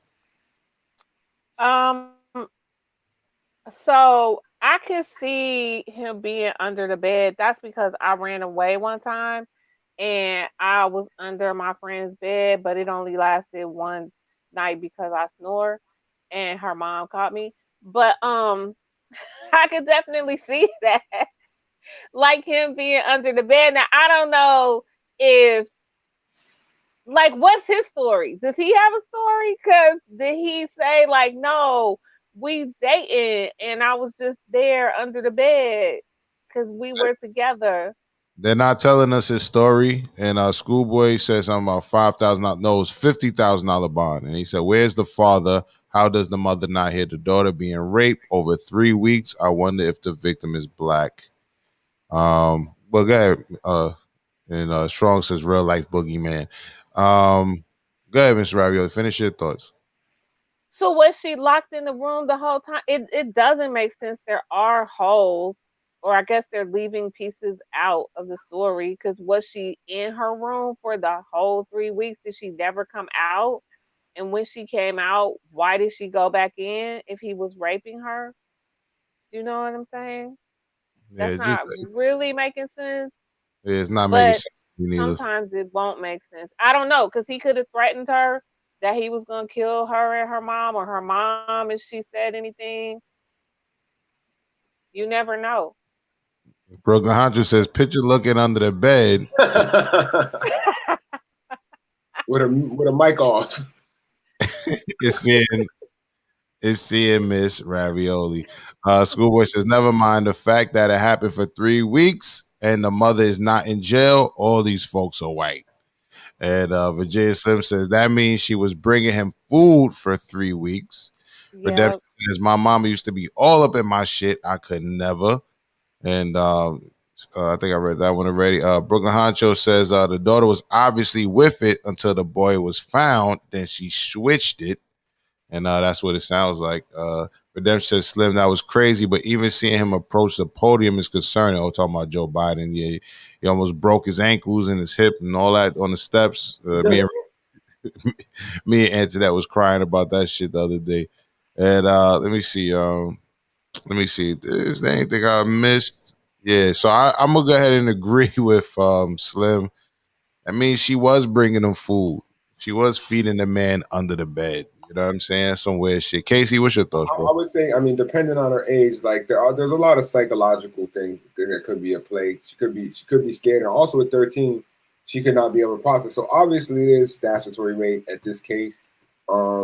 It could be she could have been scared, but I do feel in this situation, the parents was very neglectful. Like when I was 13, 14, I couldn't play video games after midnight without my mother running up in my room. You know what I'm saying? Like, my mother knew what I was doing at all times. If I had any guests, you know what I mean, my mother would know. I wasn't able to sneak anyone in. I might have snuck out the house once without my mother knowing, and I slept in the car. But I feel that there's a lot more to the story, and I do feel like it's very possible for a woman at this age to be a severe psychological victim when you have something like Stockholm syndrome. She could have raped her, and she could have been scared.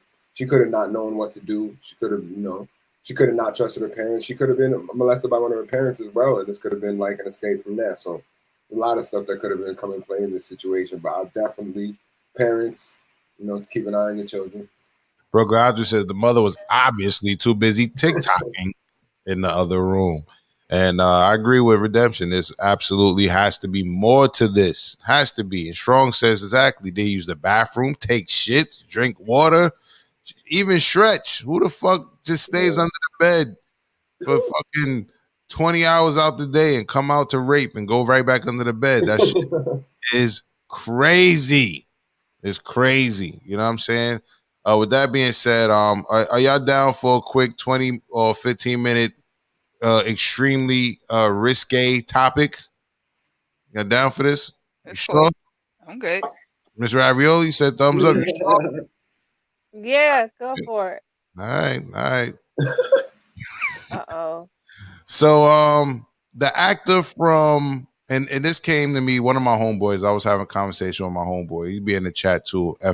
Rosdale Far Rock. You know what I mean? Rosdale F Rock. It's my guy. It's like a cousin of mine. The actor from what's this show? Modern Family. He was on Ellen DeGeneres the other day, and he's gay in real life. He plays he's the guy who plays the gay father, and he plays the gay father in Modern Skinny Family. One of the gay fathers. They got two gay fathers. Oh, the Right. skinny one. That's the brother. The skinny one. Right. He's the brother and the gay husband slash father, right? He in real life he's married, or has a husband or a boyfriend. I don't know. They're together and they have a child. They have a son. And on Ellen, there are a bunch of news publications, including People Magazine and even the Daily News. I've seen the Daily News report on this as well. So we're going to report it. He jokes about, as you see right here, it says right there, jokes about raising his 8-month-old son to be gay. It came out as a joke. He said, we're raising him gay until he decides he's straight. Then he goes on to say, well, we believe he's going to be straight, right? But he not, and that was after Ellen asked him, like, well, if he comes out straight, you're going to love him all the same. And he's like, I'm paraphrasing, he's like, yeah, of course. And I think he's going to be straight or whatever. But he absolutely joked about, and there are a lot of truth in jokes. Like, people joke, but there's truth in jokes. And I don't know if he's a comedian. I know he's in a comedic show. So at very least, he's a comedic actor. In full transparency, I enjoy that show. I definitely enjoy seeing Al Bundy come back as a father. You know what I mean? He's the father of that family or whatever. But he's definitely a comedic actor. I don't know if he's a comedian, but his son is 8 months old, and he's telling Ellen. He told Ellen in a joking manner that they're going to raise the son to be gay until he says that he's straight. All right. So my question to the panel is this problematic? Is this problematic? Right. I'll start there. Is that joke, which I don't believe is just a joke, is that problematic to be raising your child to be gay until they believe they're straight? Antoinette. I don't think it's problematic. It'll just give the same argument. We're going to raise our child to be heterosexual until he becomes out gay, and if he comes out gay, I'll still love him. I just want to make this. I want to make this clear. Some gay people make better parents than heterosexual families. I've seen it, but I don't think I wouldn't be offended. I mean, it's like I said, just like saying someone's going to raise their child to be heterosexual if they happen to come out gay or homosexual, then I will still love him. That's his choice. That's his child. As long as he's not harming that child. Long as, I can understand that he's trying to change his sex I don't know. It gets gray. I don't know. Right, I really don't know. Let me stop you there. Yeah. Let me stop you there. and before I even respond to what you just said, I want everyone to talk. So I'm going to go to MsRavioli. MsRavioli, is that problematic? Is that concept problematic to be raising your child to be gay until they decide they're straight, is what he said he would do? Do you find that problematic? Well, I have not seen the research on such a thing, so I cannot say yes or no. But I do agree with Antoinette that if a good person makes a good parent. You No, know what that's I'm what saying? Antoinette said. Antoinette said she thinks some gay parents make better parents than straight And parents. some gay parents are good parents. It's just in general a good parent makes a good parent. A good person makes a good parent, whether they're gay, straight, bi, or whatever. Now, I don't know because okay, no, I know. I don't believe that people are born gay. I don't believe that, and I also believe that if someone believes that they were born gay, perhaps something happened in their in the early stages of maybe infancy or childhood, and they are just blocking it out. That's just my opinion. I do not know for a fact because I am not gay. I am straight, straight, straight. So I don't know. Okay. Casey. Um, Problem. I don't know so much as in problematic. I would say either way, if you're sexualizing your kid at 8 months, and if you're like, yo, my kid's gonna be a thought, or you're like, yo, my kid's gonna be a player, 8 years gonna get mad girls, like these aren't really sexual beings, they're children. So either way, attributing any type of sexuality to them from such a young age, I feel is problematic. Let the kid be a kid. And I feel from the kind of homosexual adoption stuff. It was a really good podcast I was listening to. I don't know if anyone remembers that picture of like the small black cute black kid hugging the cop. It kind of went viral. It was like 10 years ago.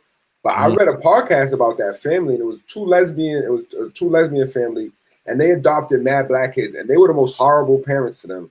They bullied them, they kept them, and they wound up driving them off a cliff. And the whole thing was they wanted to prove to the world that they was equal and that they could be parents and that they could do the same thing that straight people did. So they kept on just adopting these kids, and it was more of an issue of they kind of wanted to show we're equal, and rather than they really, really wanted to raise children. You know what I'm saying? So I feel sometimes we problematic, but I do feel we are in a society where we have so many children who are born into a world with unfit mothers, absentee fathers, where you do have, two gay parents or two lesbian parents who could provide a way better life chances for the kids, regardless of what type of sexuality they kind of projecting onto these children. So I'm not against gay adoption at all, but I do feel that it should be something done out of a desire to provide and take care of children, not to kind of show equality. You know what I mean? In terms of that specific case. And I do believe just in general, like sexualization of children should be like, I didn't know, like I was asexual till I was 9 to 10. I didn't know I wanted pussy. Like I didn't know, I was like, yo, what's pussy? Like I want to play video games. What are you talking about? Pussy? Like what's that? Like I want to play with toys and shit. Like, you know what I'm saying? Like, for that, he's gonna be gay, he'll probably wind up gay, he's gonna be straight. And I think it's something like, I think 90% of people, regardless of whatever straight. So if you have 90% of people who's right-handed, you might assume your child's right-handed till you find out he's left-handed, right? Because most children are going to be right-handed. So if you're going to assume your child is straight until you find out, then I don't think that's problematic either. All right, so I want to say I agree with what Casey was saying. So one of the main things, Virginia Slim said, wrap it up, B. One of the main things that Antoinette brought up is what I believe is how they want us to perceive what he said, right? I believe his joke is almost like daring somebody to have a problem with it. Even the press putting it out, right? They're daring somebody to have a problem with it so they can say, well, you raise your child to be straight. You know what I'm saying? So what's the difference if he wants to raise his child to be gay? And the problem with that is you're not really raising your child to be heterosexual. You're just raising your child. You know what I'm saying? And you're assuming they're heterosexual until you find out something different, like what Casey was saying, like an example of you assume your child is right-handed unless the child goes, uses a left hand. Granted, there are a lot of social norms that we put on the child. You know, men don't do this, women don't do that. Men sit like this, women sit like that, etc. Right? But gay is a sexual orientation, if I'm correct. You know what I'm saying? Like, it's a sexual preference. So to say I'm raising him to be gay is, it to me, it goes back to the comment that Strong put earlier. It's sexualizing the kid. And he says, stop sexualizing the kids. It's sexualizing the kid. You know what I mean? And to me, that's the problem. So that's my take on it. Anybody have anything to say? Go ahead, Antoinette. One last thing I want to say. Yes, and I agree. Why not just say, I want to raise my child and show them what love is, whoever it is. Don't have to be gay or straight. And then, and then if they grow up and want to love the same sex or not, let's just show them what love is. It has nothing to do with sexuality. I think that would be a universal approach that everybody could accept than just saying, I'm going to raise them gay or I'm going to raise them straight, Show them what love is. You can love anyone, It could be a man or a female, both. But just say I'm going to specifically do that, that brings it to become problematic. Right. Can I say something? Sure. Like, okay, so I am going to say that sounds good, but that's not realistic. That's not real. When a child grows up and the parent is straight, the child is learning the behaviors of the parent. And as I'm sitting here thinking, if this young man or infant grows up and he sees these two men interacting the way that I saw men and women in my family interacting, he's going to learn about gayness, which is something I did not learn about in my childhood. Like, do you know what I mean? Like, growing up, that wasn't a thing. So he's going to learn that, and what he's saying is on point. The father, the actor, he is raising that child to be gay until that child decides to be straight, because that's all that child is going to see in the home. Okay, so you're saying, kind of in reference to, like, you're kind of agreeing in a sense of what Slim is saying. So Slim is saying he's raising him gay or not, that boy is constantly in that environment. He's already going to think gay is the norm. So that what you're saying? Correct. Yeah. Well, I don't know if he's going to think it's the norm, because he's probably, but I don't know. Do they have all gay friends? Are the grandparents gay? Are the aunties and uncles gay? I don't know if it would be the norm, because it might not be the norm, but it would be the primary, I guess, learning template. Well, I was. I'm sorry, Anthony. Let me just say this. It'll be the norm, like Slim says, until he goes out into the world. So from ages whatever to probably like 7, 8, you know what I'm saying, when he actually sees other families or whatever, it'll be the norm to that baby. But Antoinette, go ahead. Real quick, and I'm sorry, this is the third time he's saying it. The norm in my family, well, not really in my family, but in some people's families, a single parent. I was raised in a single parent. My parents got divorced when I was 5. So as far as I knew, I was raised by my mom. So me growing up should say, well, I was just raised by a single parent. I should always be alone, because that was my environment. My grandmother was a single parent. My aunts were single parents. My mom was a single parent. So that's my environment. So that does that mean I shouldn't go get married? I was raised by single people, So what I'm saying is, you just show them what love is. It's necessarily saying, oh, this is what you see me doing this, so this is how it's supposed to be done. No, it's not just that. Or because you see me kissing a female, that doesn't mean you should too. You know what I'm saying? I mean, if you see me in love with a female, which I love men, but you see me in love with a female, and we're getting along, we respect each other. We love each other. We help each other. We listen to each other. Those should be the things that should be taught to these children, besides who we want to have sex with. That's my point. Okay, but let's be realistic. You see the two men probably kissing one another, laying in the bed together on Saturday mornings. You want to go watch cartoons with your parents. You in the bed with your two fathers. Like, be real. Like, that's not. That's real. My mom saw her dad beat her mother, and then they go lay in bed together. So is that love? No, but I'm saying that's something you witnessed. And I'm saying with this little boy, this infant, he's going to see a lot of different things, but he also, I'm guessing, not everybody in the family is gay. So even before ages 7 or 8, he's still probably going to be around family members that are not, that are heterosexual.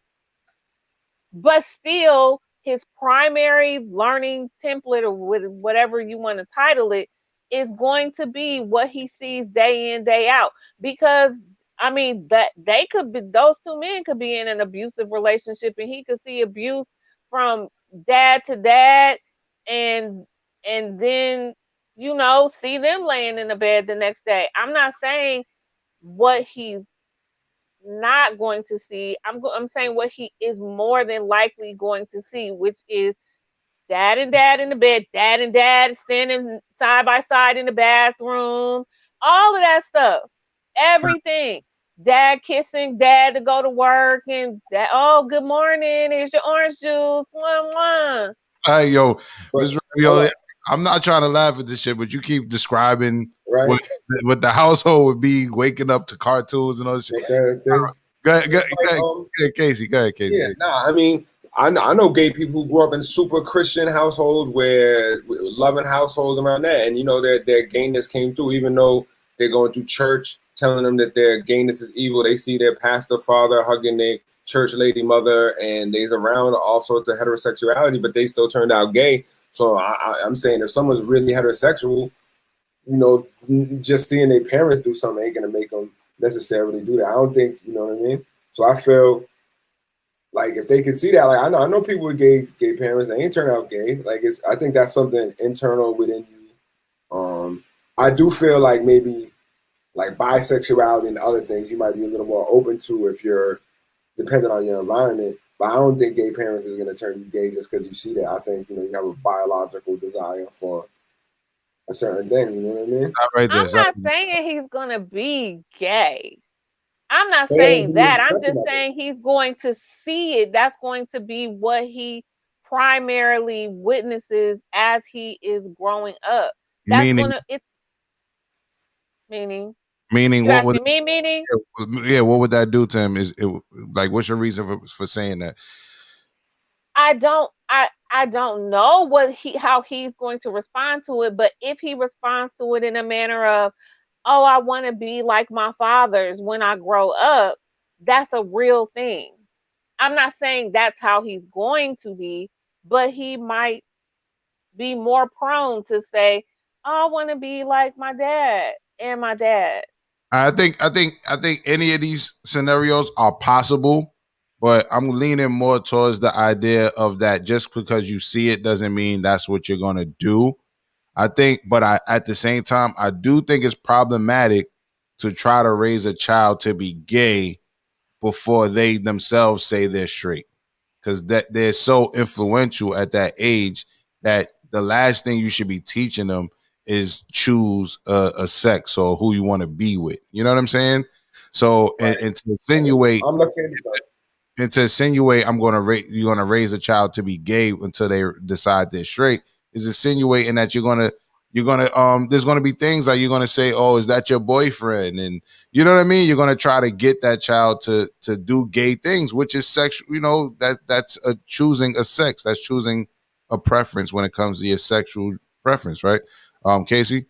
Yeah, I feel in certain ways that we could look at this in certain ways that, all right, so sexuality is basically a spectrum when people grow up, you know what I'm saying? And we've had this discussion either, is it internal or is it something you get from society? And I think it's a little bit of both. So I feel that normalization, and I do feel like, if your father was a player, you knew your father was a player, you might try and be a player too. Or if you see your father in a serious monogamous relationship, you might seek that out in life as well. But I'm not sure if that corresponds directly to sexuality, or else there wouldn't be too many gay people, because every straight person would be, you know what I'm saying, they would have straight kids because they straight kids would want to be like their straight parents, right? But that's not what happens. You have gay kids who come from straight parents. You have gay kids who come from the most anti-gay, super Christian, super heterosexual worlds that they are, the most and to a certain extent on the other end, like when you do get these celebrities, and especially I'm more concerned with gender identity and sexuality, because when I was 5, I wanted to be a robot. You know what I mean? My dad didn't put a robot suit on me and call me XRV09. You know what I'm saying? So the kind of idea where you're having all these kids who are determining their gender before they go through puberty is kind of ridiculous to me too. So with that being said, not to change the subject too much, because I definitely want to go to the comments, but do you feel that in Dwayne Wade, that's his name, right? And Gabrielle Union, that's her name? Yeah. Do you think that they raised their child to want to be a woman, or that's just something the child and yeah, I think we live in a society where people can't decipher like femininity and women, and we're like masculinity and femininity is a spectrum. Like I might be masculine while we play video games, you know what I'm saying, but I might have my little feminine ways and cry and tear up during a sad movie. You know what I'm saying? So I feel like because someone's feminine, like, and we don't have any way to identify that, they say, all right, because you're feminine, you have to be a woman, right? Rather than not, like you're a man who has feminine qualities, and nothing wrong with that, because it's a whole spectrum. So I don't feel like any of these young men who maybe have feminine ways are actually women, and I don't think they should be labeled as that. I feel they should be proud of who they are. A man who has feminine qualities, whether it be homosexual or just likes to paint their nails. You know what I'm saying? I feel like we should celebrate that, but I don't think we should call that a woman. All right, so I'm gonna go to these comments. And let me see. Make sure I get to the top of them. So Virginia Slim said, raising him gay or not, the boy's constantly in the environment. He's already going to think gay is the norm. We read that already, but I'm reading again. Strong says, stop sexualizing kids. I 100% agree. No. No what? No, I don't know what you all mean when you say stop sexualizing kids, because I think kids should learn their body parts, and they should learn like how to identify an abusive or manipulative person, and they have to know all about their body parts, and they have to know if someone does something to you and you don't feel right, but it gives you a good feeling and then shame behind it, say that. And you need the child needs the correct terminology. MsRavioli, that's not sexualizing the kid. That's giving them about sexuality. Yeah, what's your definition of teaching them about sexuality? What you just said. But sexualizing the kid is getting them, asking them to choose a preference before they even looking for a boyfriend or a girlfriend. Sexualizing kid is dressing them up in bikinis and making them go to the fucking pageants and all this weird shit, wearing a gang of makeup, and they only like 7 years old, and you teach them how to switch across the stage for a bunch of adults. Sexualizing the kid is like when Chris Stokes put B2K or Immature in the bed and had them do photo shoots with their socks and their shirts off, laid up together. That's sexualizing children. And it could be for boys too. You could be like, my son is gonna be a player when he's older. I thought it included the children being taught everything, like at a very young age. Like even your child, Logic, I believe, should know all of the body parts and know that, if somebody does something to you that makes you feel any type of way, you need to let what you would say. You need to let me know. I hear that, but that's not sexualized, and I believe that's not what Strong was saying. Right. Sexual, and in this case, it was brought up because he's giving the child a sexual preference before the child even knows what sex is. The child is 8 months old. Like, that's ridiculous. Redemption says there's no humor to be found in that. I agree with that as well. Ahmad says, that's a joke, though. These motherfuckers are weirdos.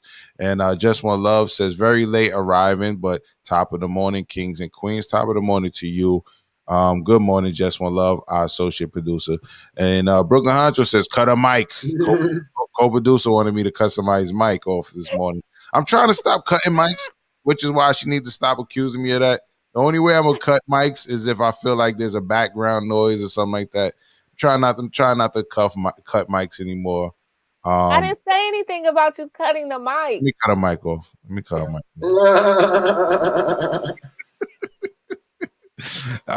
me say, Redemption says, what's up to Just One Love? The Rose Show says, I believe he can raise his child any way he wants. But the problem with that is with the whole any way you want, is it really any way you want?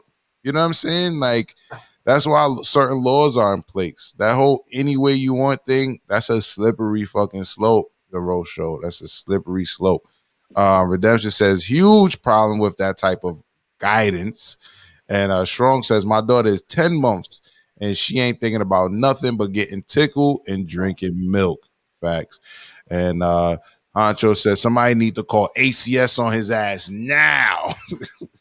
And he basically believes that's some form of abuse to have that child pick a sexuality preference so early. Strong says, gay or straight shouldn't be sexualizing or thinking about what they're going to do when they become adults. And I agree with that as well. Slim wanted me to wrap somebody up. Redemption said, agree to Antoinette. Brooklyn Honcho says, this is a form of abuse, especially if it's true and the boy grows up to be straight.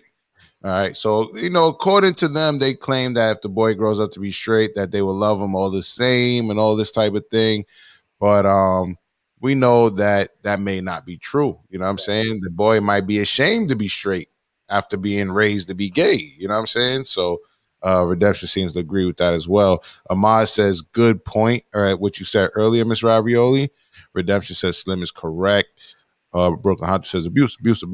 And Schoolboy says, Antoinette, it means you don't really have the tools to build effectively with a man. A man raised by two men won't have the skill set to develop a heterosexual relationship with a heterosexual female.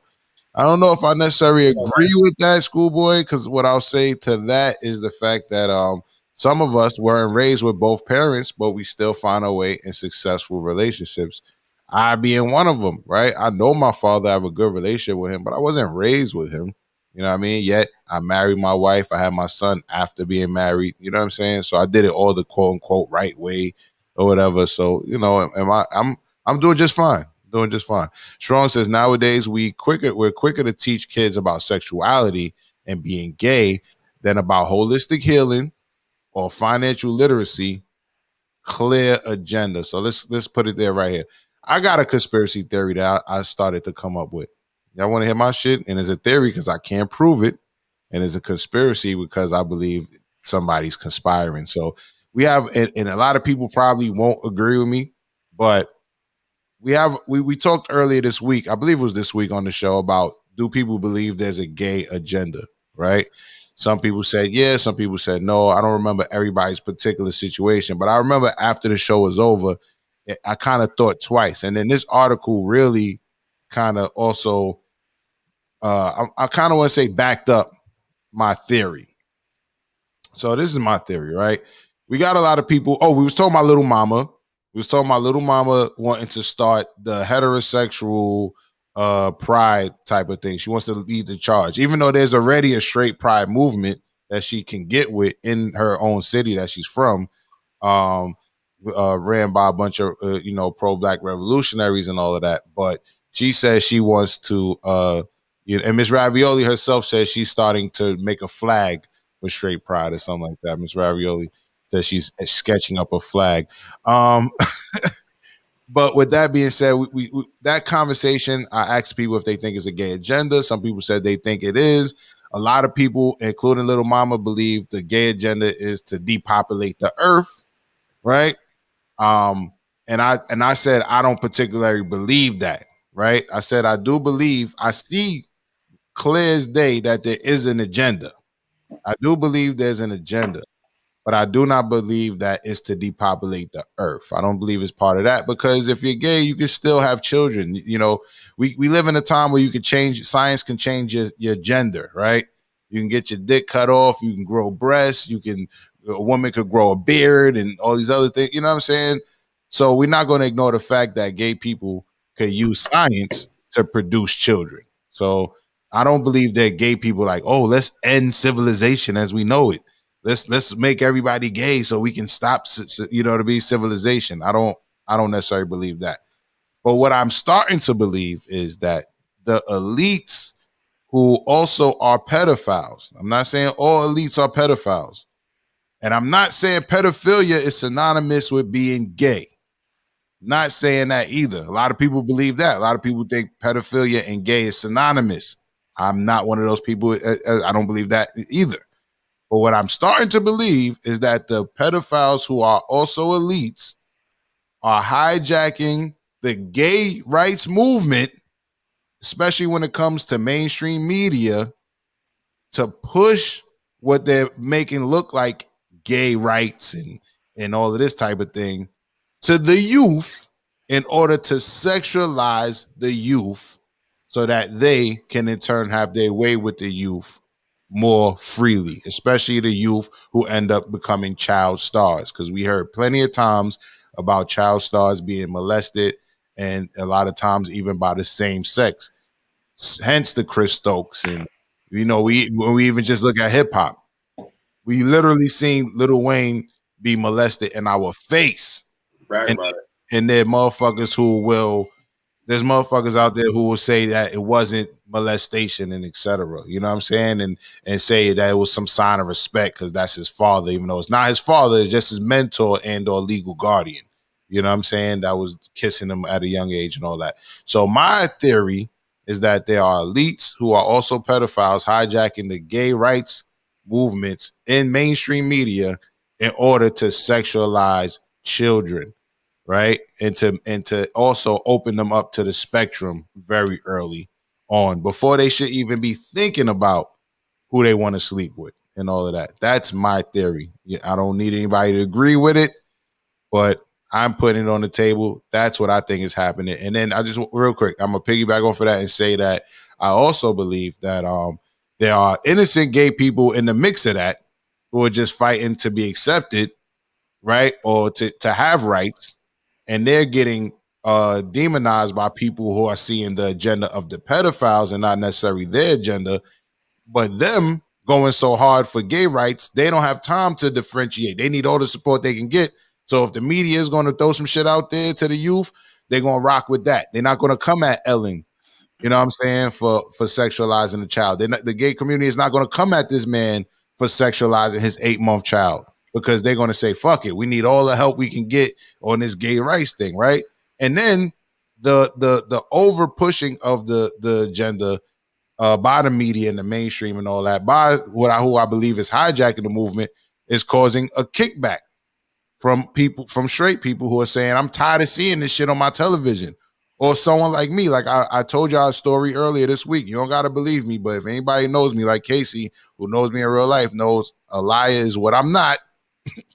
When I saw my son was playing a game that if you ask me, they would think that women or girls would play, right? Because it was like one of those games where the pet is like a fucking is a baby pet.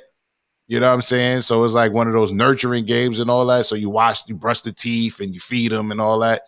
One of the ads that came in the game was a woman coming home to her husband who was sneaking around on her with his boyfriend, right? And the boyfriend went and hid as she came in the house. And I'm like, why the fuck is that ad popping up on the screen right now? You know what I'm saying? So, and they obviously were targeting what they probably thought would have been more or less unsupervised young girls, you know what I'm saying, who's playing a game about nurturing a pet and all that. So that's my theory. I put it out there. Casey?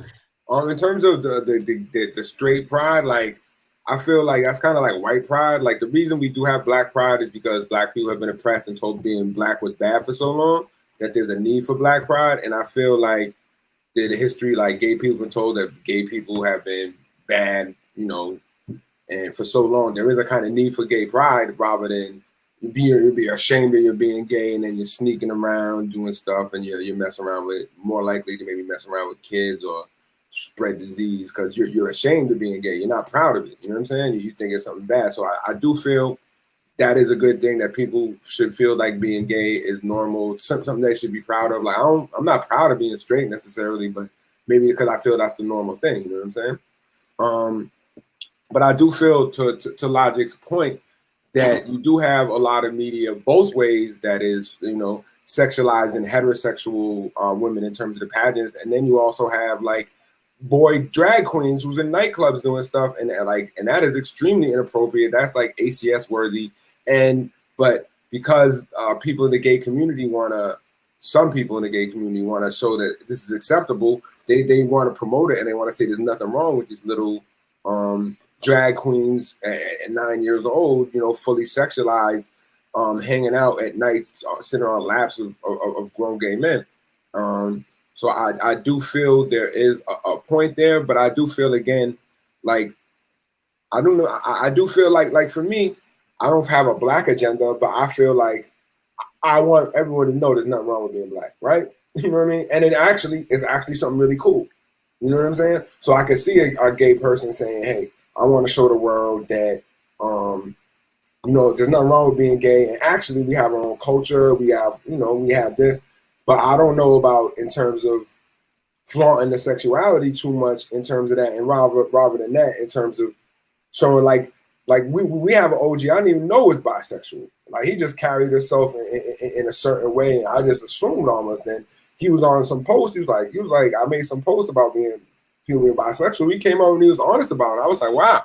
You know what I'm saying? So I feel there needs to be a level of just acceptance without like kind of over sexualization. And there's a lot of divide and conquer too, because I understand why a lot of parents might be scared.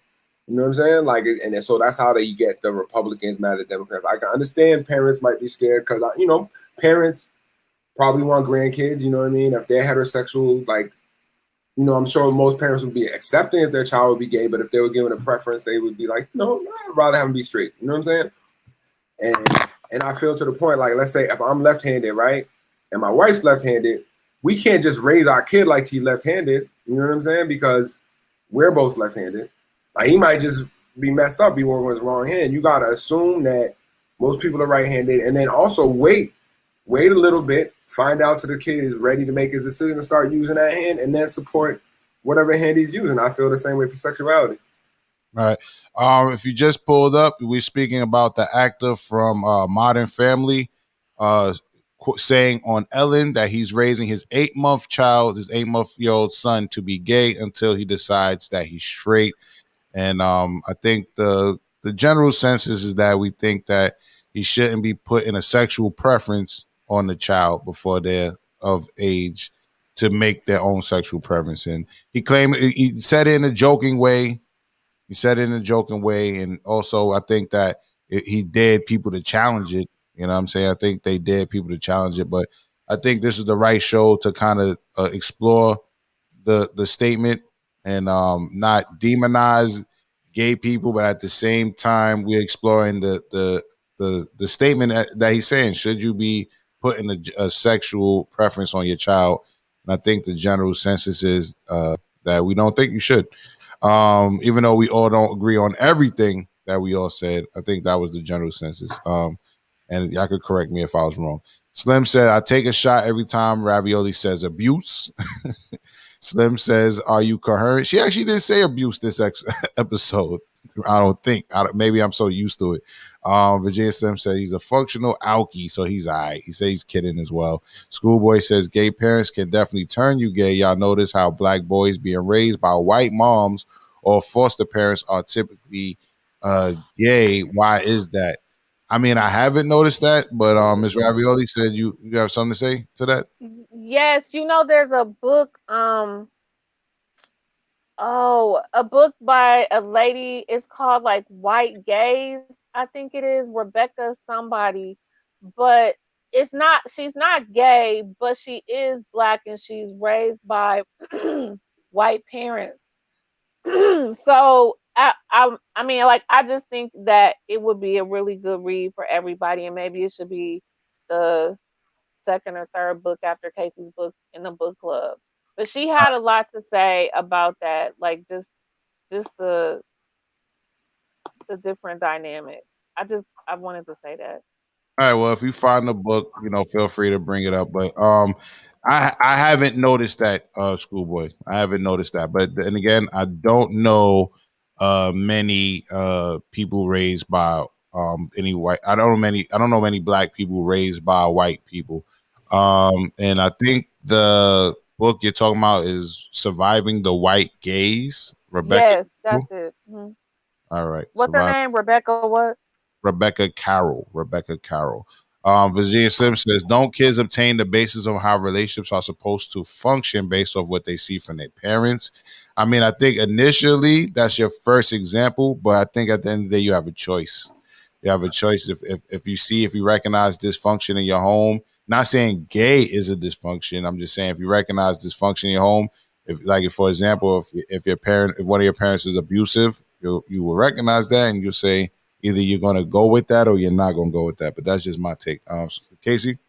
Yeah, I think they do see that, but I feel like it could be an issue. Like if you have an abusive relationship, you might think abuse is a standard in a relationship, but I'm not sure if sexuality as inherent, you know what I'm saying? Like if you, again, like a gay child won't necessarily see his straight parents and necessarily just gravitate to that and become straight just because his parents are straight, but he might see a loving relationship, which I think is very important. And I feel other than beyond sexuality, if you see like a loving relationship, two people working together and two people, being codependent as successful, I feel you might gravitate to a relationship like that, regardless of sexuality. But that's exactly what I just said. Thank you, Casey.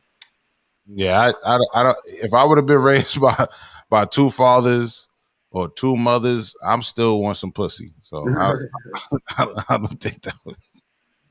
That's just. Well, I want to say that I agree with you. I think with JahLogic, I think there is a conspiracy for the pedophiles to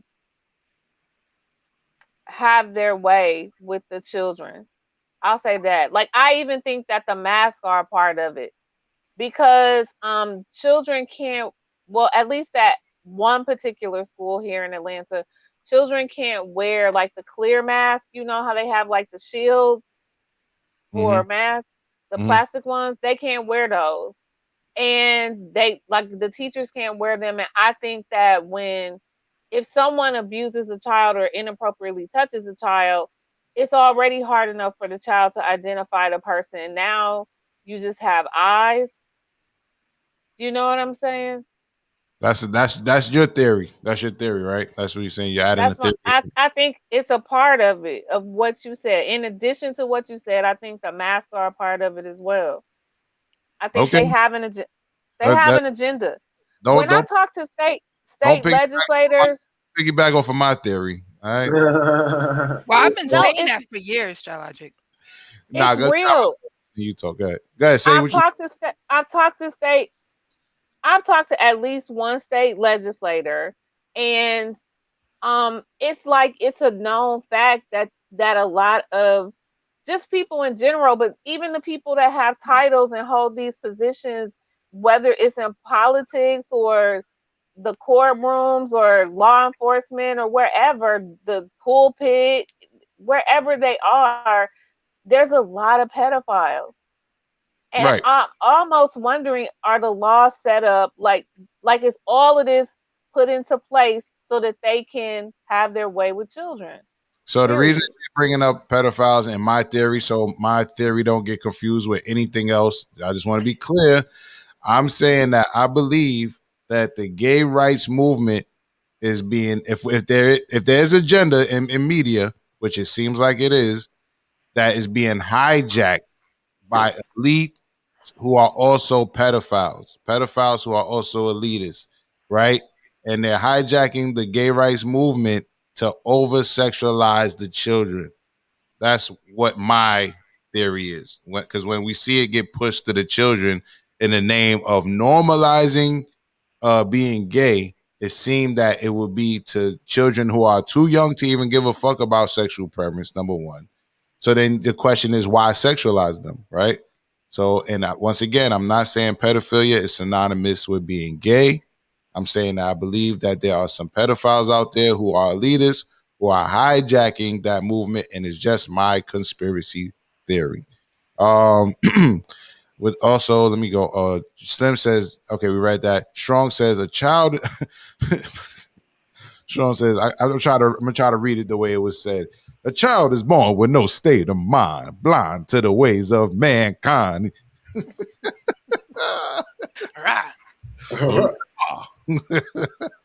Salute the Melly Mel, man. And Grandmaster Flash and the Furious Five and all of them. Redemption says true. Slim is laughing at Strong with the Furious Five reference. Redemption says the he, him, she, her, whatever stuff is a head scratcher. Mod says, fuck it. Can I identify as a white man and go to the bank and get a loan, etc.? I think we know that. I think we know the answers to that. Redemption says, oh, okay, I know what she's talking about. Go ahead. Is anybody else that's in corporate America or otherwise receiving letters that are closed out with the, you know, where you put like your information, your contact information? Does it say like preferred nouns? I haven't seen that yet. Preferred pronouns, I think it says. I haven't like seen that yet. Her, I'm seeing it often, like where it's like her, she, and something else. The people that I still wish not to disclose, but not the other ones. No. My preferred pronoun is that nigga. I want that. Slim says everyone right there. Slim says everyone at my job are required to list their pronouns in the internet signature. Is nuts. I mean, it's not nuts because you want to know if somebody wants to be referred to as whatever they want to be referred to, because it just, you know, you can skip a lot of the bullshit, a lot of the arguments and all that. You feel me? And if somebody wants to be referred to something you don't want to refer to them as, you don't have to refer to them. You know what I'm saying? You really don't. You feel me? So Schoolboy says learning your body parts is not the same as putting sexual thoughts and activities in a child. I agree. And Redemption says, good Lord, to what Slim was saying. Ahmad says, Casey celebrating niggas painting their toenails. Fuck out of here. Why not, man? Celebrate it, bro. Don't, because once you demonize it and you make it seem like it's something bad, they're gonna be painting their toenails and hiding and shit. Then you be playing ball with your nigga one time. You can take off his socks. You can see him with some painted toenails. And you ain't even know all this time. You should have been celebrating it. Or hold on. Or, you know what I mean? If you celebrate it or demonize, if you demonize it too much, people might not hide it. What can happen is it's just going to be an influx of people that's just banging back. That's the time and age we're in right now. Yeah. So if somebody look at social media. If somebody says one thing on social media, on Facebook, I made this joke before. If you just type red, somebody's gonna come under your post and say blue. You understand what I'm saying? So we live in a time where people are gonna troll you based on whatever it is you believe strongly about. So the louder you are about saying something is fucked up, the louder somebody else is gonna be about condoning it. You feel me?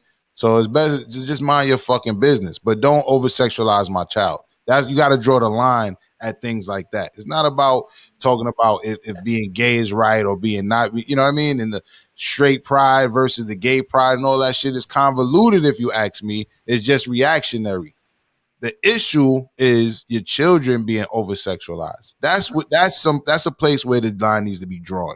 Not where, oh, you're gay, so I don't need to, you know what I mean? We need to demonize you, etc. But MsRavioli, go ahead. I was just gonna say I had an art teacher and he painted his nails black. I don't know if he was gay or straight, but he was a great art teacher. I don't know. Is that a thing, the fingernail painting? Like if you're in the world, in the arts, into the art, it's not a thing. No. I don't know what to be a thing, but I mean there are people who going hard with it, especially nowadays. So I didn't put this on the screen, or I didn't put it on the agenda to talk about, but there's a rapper, I think Little Pump, just painted all his nails and posted pictures of it. So in this new generation, it is a big thing for people. Black or color? I think he's Latino or something. I don't know. No. His nails. were colored. They were different. His They nails. had designs, girl. They had stones or whatever, glitter, all types of stuff on his Oh, nails. okay. No. I'm just talking about just black. Just black.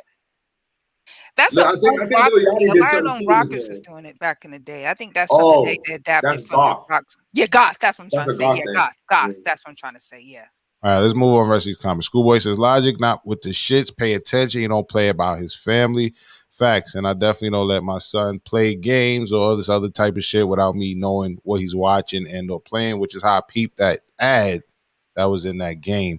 JJ says, agenda questions of choice should be in question until after should not be in question until after puberty. I agree with that. He meant gender. We understood. Maz Algorithm says, MsRavioli, your mic is on Teddy Riley. Schoolboy says, we develop those skills, but we don't have a high ability in those places. The high skill sets are in other places, myself included. I may be a great step parent, but being married, I hear you, bro. I hear you.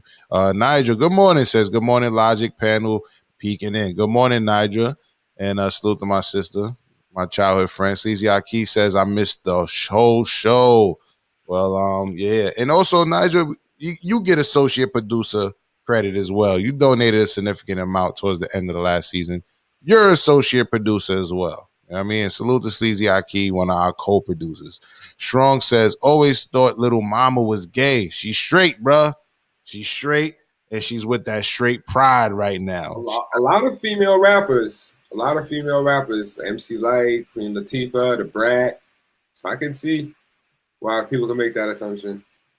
MC Light is MC Light is married, but it's a well-known industry thing. She's listen, relax. Right? I'm telling you, bro. Relax. Sorry. If you had a crush when you were younger, you was that roughneck. It's all right. Yo, she's married. I mean, she's That's not. She's. That would be bisexual. Yeah. Right? All right, listen, let's move over to the comments. Strong says she got a hard face. We had that conversation earlier this week. Little Mama grew into herself. She's very pretty now, Strong. I always thought she was cute. I never thought she was ugly at all. Redemption is laughing at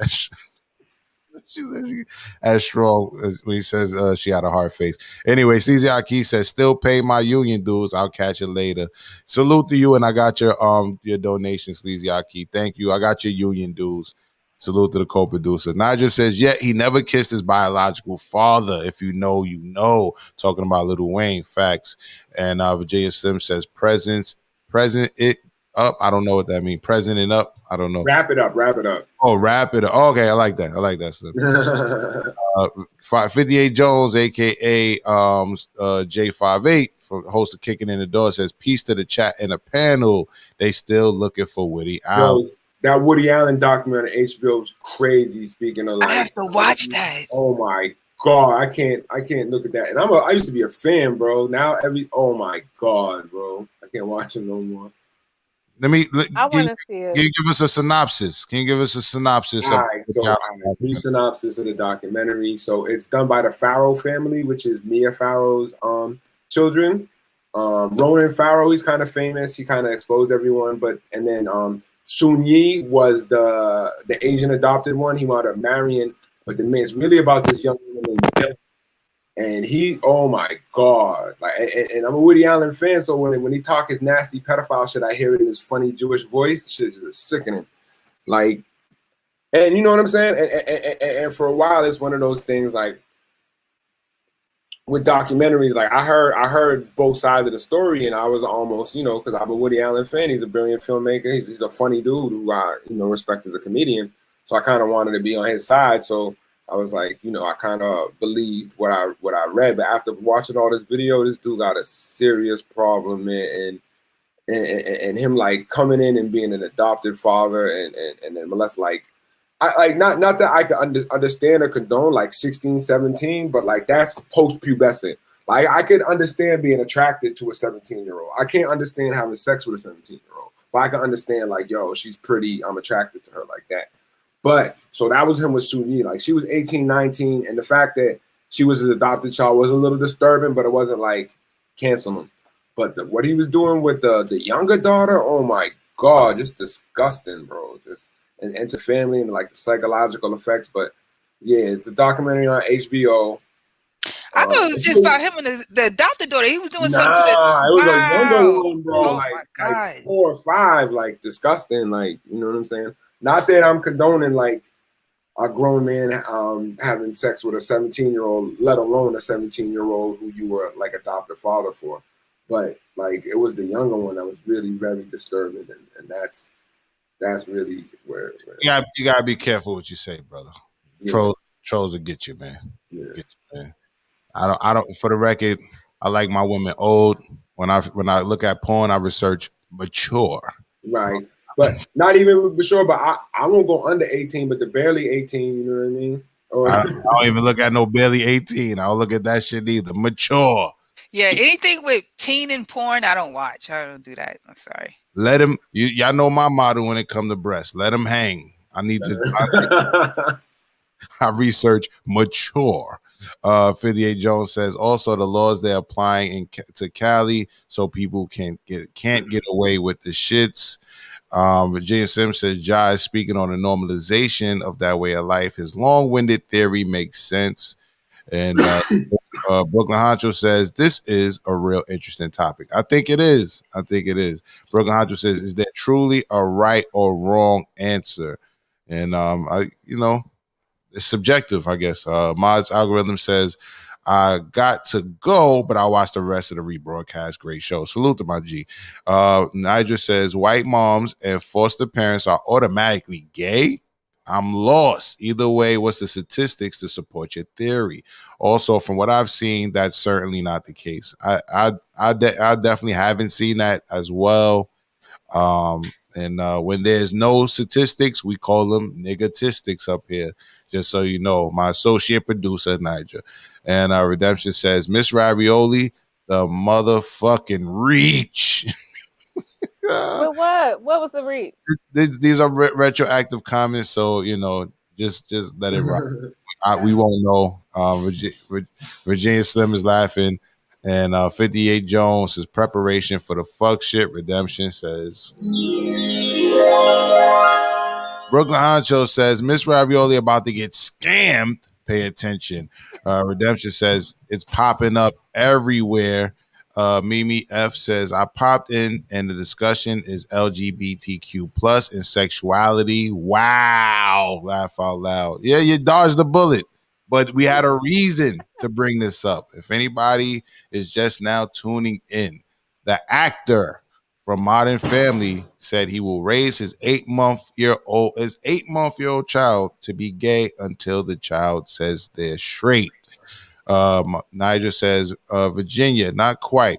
It's more where they got the idea of love, etc. If that's true, then a lot of it's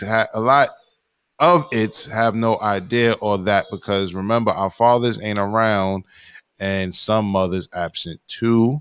Redemption says, I get honoring wishes, but this is too much. How about I address you by your name and keep it pushing? Yeah, pretty much. Brooklyn Honcho says, Mia, I'll be sending your microphone money soon. Salute.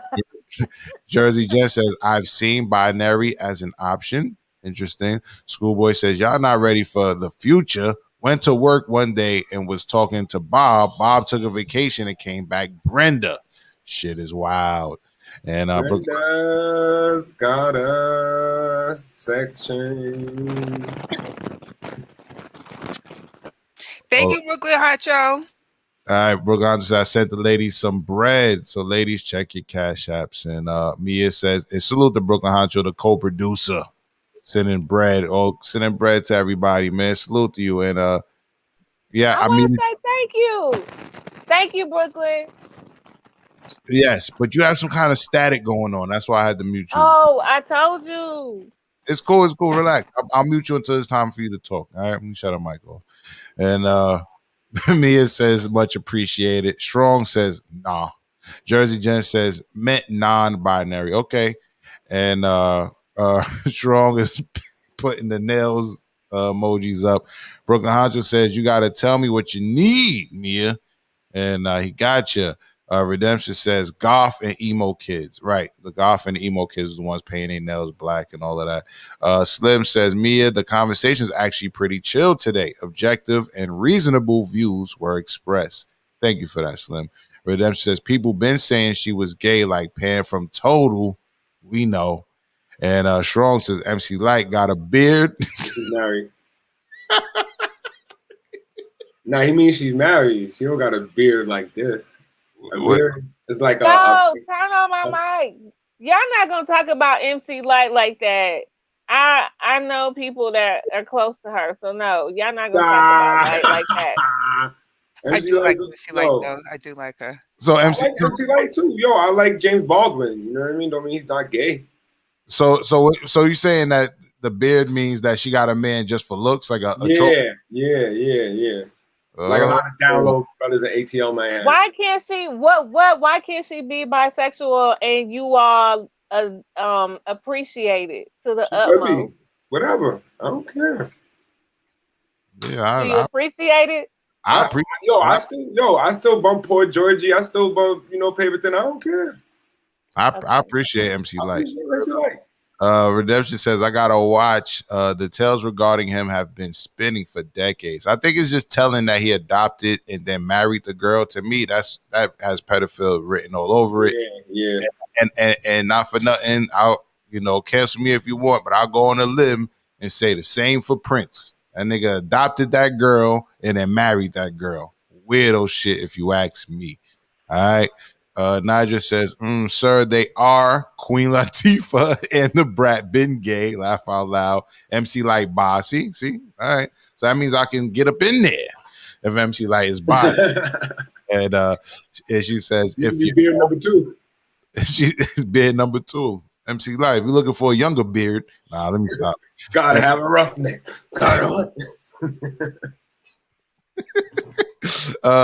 She says, and the brat been gay. MC Light bye. If you know, you know. Back then the media wouldn't allow them to come out. It wasn't a good look. Alicia Keys too. Interesting. Mia says, Brooklyn, thank you. Anything is appreciated. Hard for me to ask for things. Anything given goes to good use. Personally or professionally, I'm just grateful you guys enjoy the show. Salute. Jones says, that's still his daughter, step or not step. And Slim says, Casey, are you so much of a fan that you can separate Alan's way of life from his body of work? I was before, well, not now, but before I could, but now it's like, now I can't even look at him without seeing the stuff. But before, when I thought it was just the grown adopted daughter, which I thought was creepy and wrong, but I didn't think was illegal and evil. You know what I'm saying? So I was definitely watching his movies and appreciate it, but I don't think I could watch a Woody Allen movie again after watching that documentary. All right. Schoolboy says, salute to the mature category. I fuck with some of the grannies too. They be working that experience. We fuck with grannies too. Niggas calling them on stage. So there's all old ladies up here. We fuck with grannies too. Which is a spoof of Birdman saying we fucks with niggas too, in case y'all don't get that. Yeah, Schoolboy, me too. I put in GILF too, because MILF MILF ain't enough. You put in MILF, they still might send you some 19-year-old girl and all that. I don't want to see all that. I'm putting in GILF. All right? GILF. I need to make sure they mature. You heard? And Redemption says mask and abuse, MsRavioli. And Mia says, Mia says, amen. What I caught feels so. I tapped in to check out yesterday and saw y'all was still going. Yes, we're still going. We're almost done though. Brooklyn Hunter says, I see MsRavioli going to need mic money too. Redemption, let us know what beard means. I never knew that term. Learn something new. Yeah, I always said that about the Obamas. Stedman? She said the Obamas. Yeah. I heard Michelle Beard like, yo, I told you that story last time about Obama getting head while smoking crack in a limo by Larry Drew. And all the niggas in the church who died after in Reverend Jeremiah Wright's church, all the gay niggas in that church got killed after one snitched on Obama for possibly being gay. So I don't know. I know there's a lot of dead niggas in the choir. All right. Schoolboy says light is very masculine. Look, I grew up in the hood, right? Where there were quote unquote time boys that was still sexy. You know what I'm saying? And it just so happens some of them sound like they be chewing on cigarettes, right? So MC Light always just seemed to me like she was just one of those girls that had like a kind of like raspy voice or whatever, but I never looked at her as masculine per se. But yo, Heather B, I was watching The Real World with Heather B, and Heather B is a very masculine woman, and she's a mother. She's a heterosexual woman. So stop right there. Heather B is definitely masculine, and she's also a mother. She's also heterosexual. So you know what I'm saying? It's not always that correlation between masculinity and sexuality.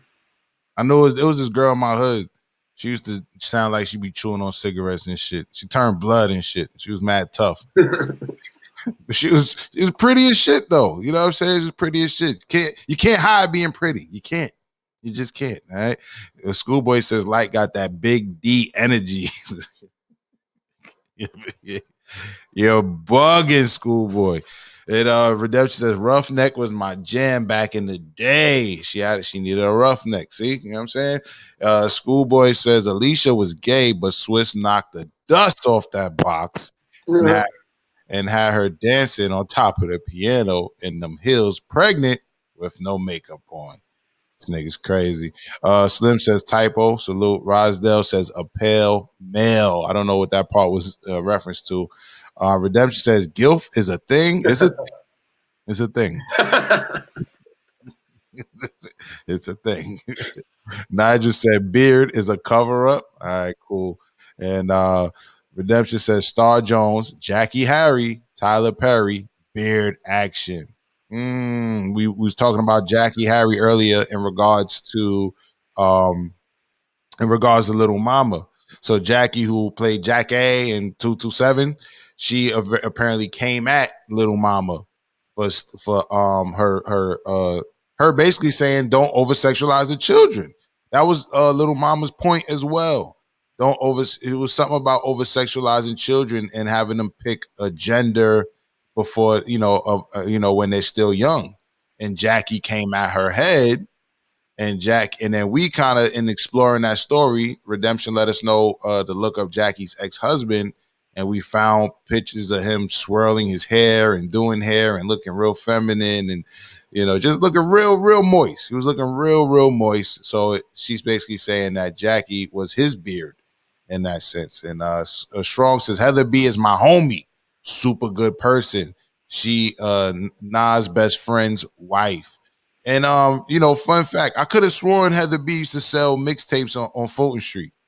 I could be wrong, but I remember going up in one of them stores, Strong, and seeing her behind the counter selling mixtapes and shit. A lot of those New York women get categorized as aggressive and kind of, and we come off macho and stuff like that. So it comes off to other people like that. But that's just how we are from up north. I think the other thing is with like female rappers is like once you become like get popping and you're on, you're not gonna get no male groupies. You might get more female groupies. So you know what I'm saying?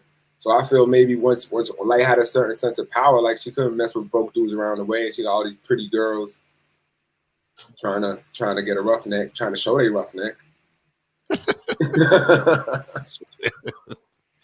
Yo, hold on. All right, so oh yeah, Nigel said you're absolutely right, Schoolboy. Laugh out loud. Now Alicia trying to act like she wasn't about that life, and hopefully they my man what's his name Swiss Beats, hopefully getting some good threesomes out the deal. You know what I'm saying? Slim says the brat used to wake and shake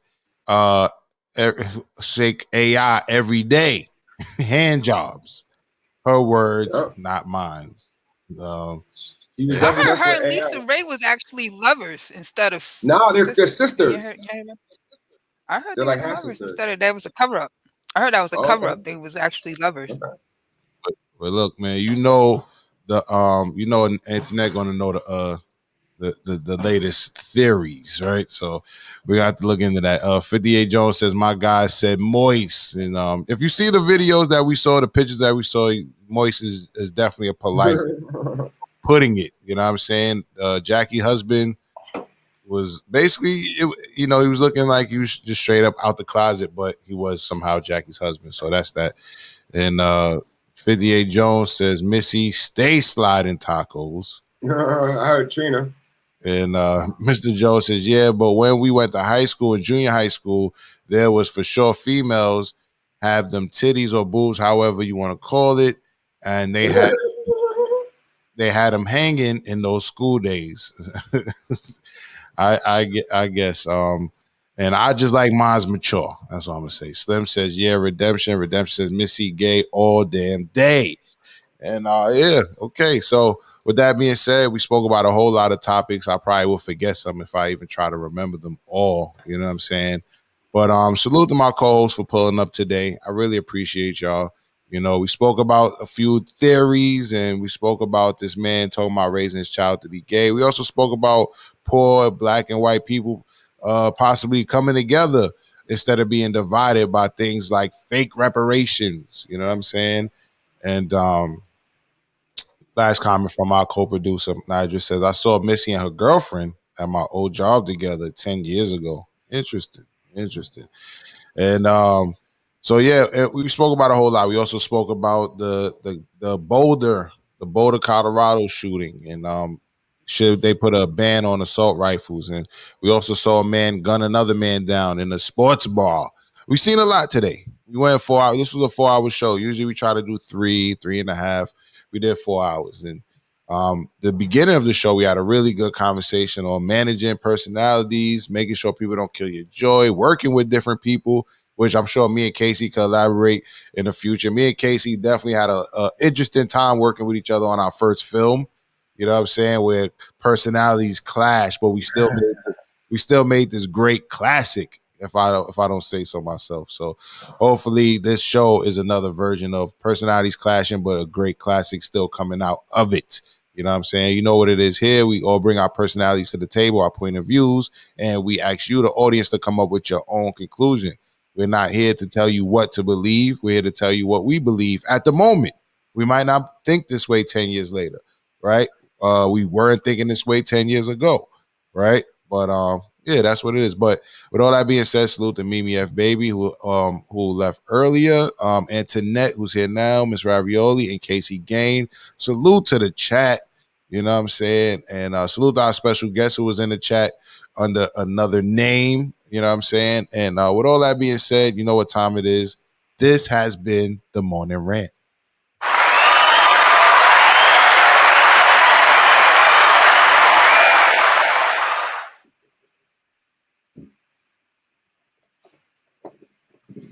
What does this little face mean? Somebody tell it to me.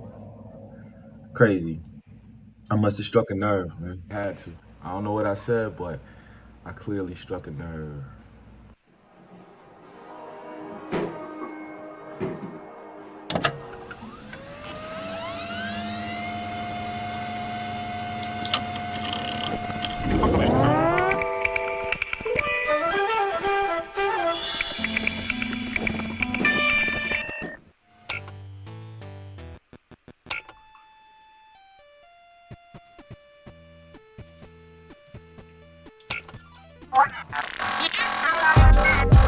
Y2K shit.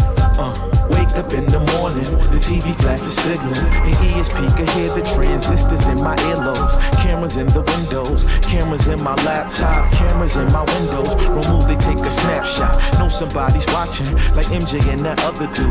In your DMs, emails to mama, they check them too. Spank bang favorites and Amazon wish list. Algorithms, trigger words, they put me on they hit list. The 60s was a long time ago, but Abby Hoffman know we lost the war with capitalism, and now they trapped the show.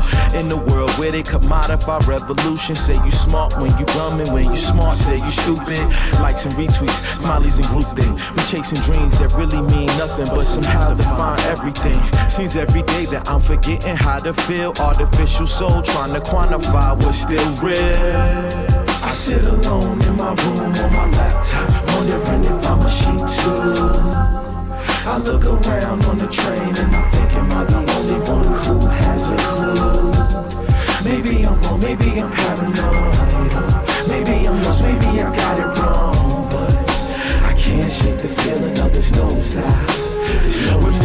Caesar Orwellian, Ingsoc regimen, quelling rebellions. War is peace, freedom is slavery, ignorance heaven, the dollar's God. Consumerism is the new religion we can't afford. Still pawning all our principles to get it and wanting more. Meanwhile in Darfur, chemical warfare slaughters newborns with amnesty over once cosmic soul. While we binge watching power, somehow I started to see that I wasn't watching TV, the TV was watching me.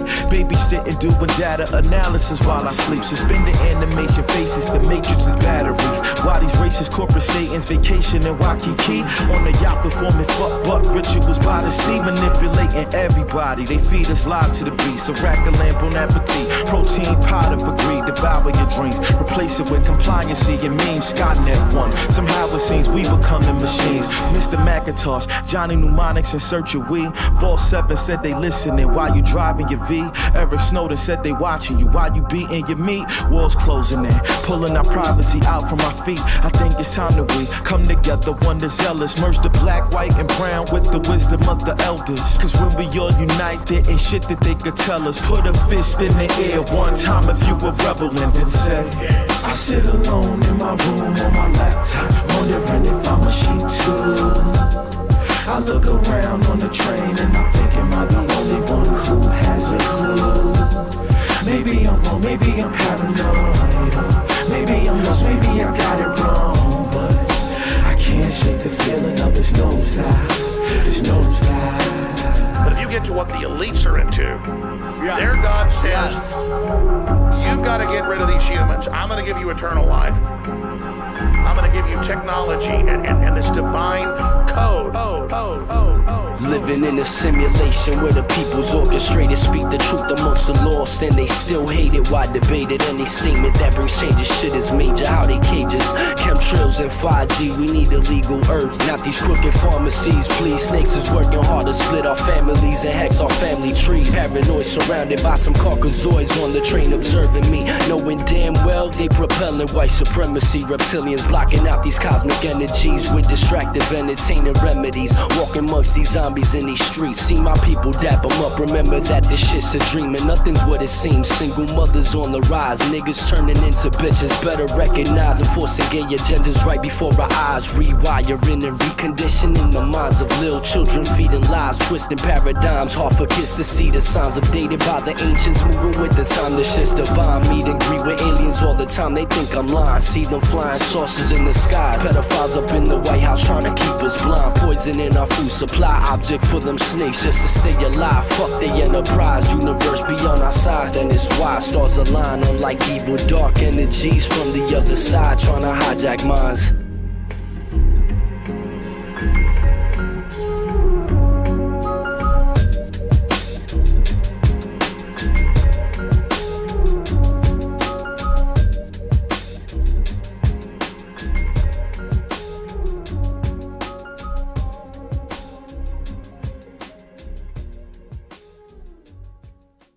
Sharing of biased and false news has become all too common on social media. More alarming, some media outlets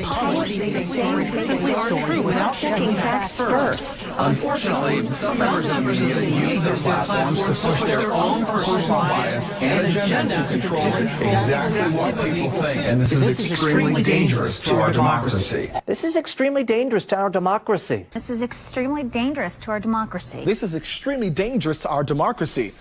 This is extremely dangerous to our democracy. This is extremely dangerous to our democracy. This is extremely dangerous to our democracy.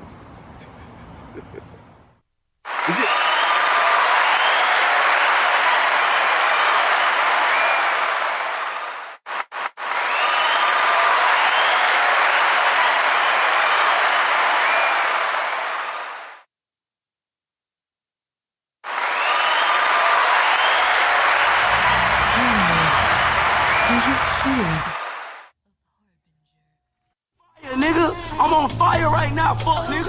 I had the biggest comeback, nigga. Niggas thought it was over with for me, nigga. Y'all tried to count me out, nigga. I ain't forgot about that shit. Y'all niggas think I forgot, nigga. I ain't forgot about none of that shit. So I'm back with a chip on my fucking shoulder, nigga.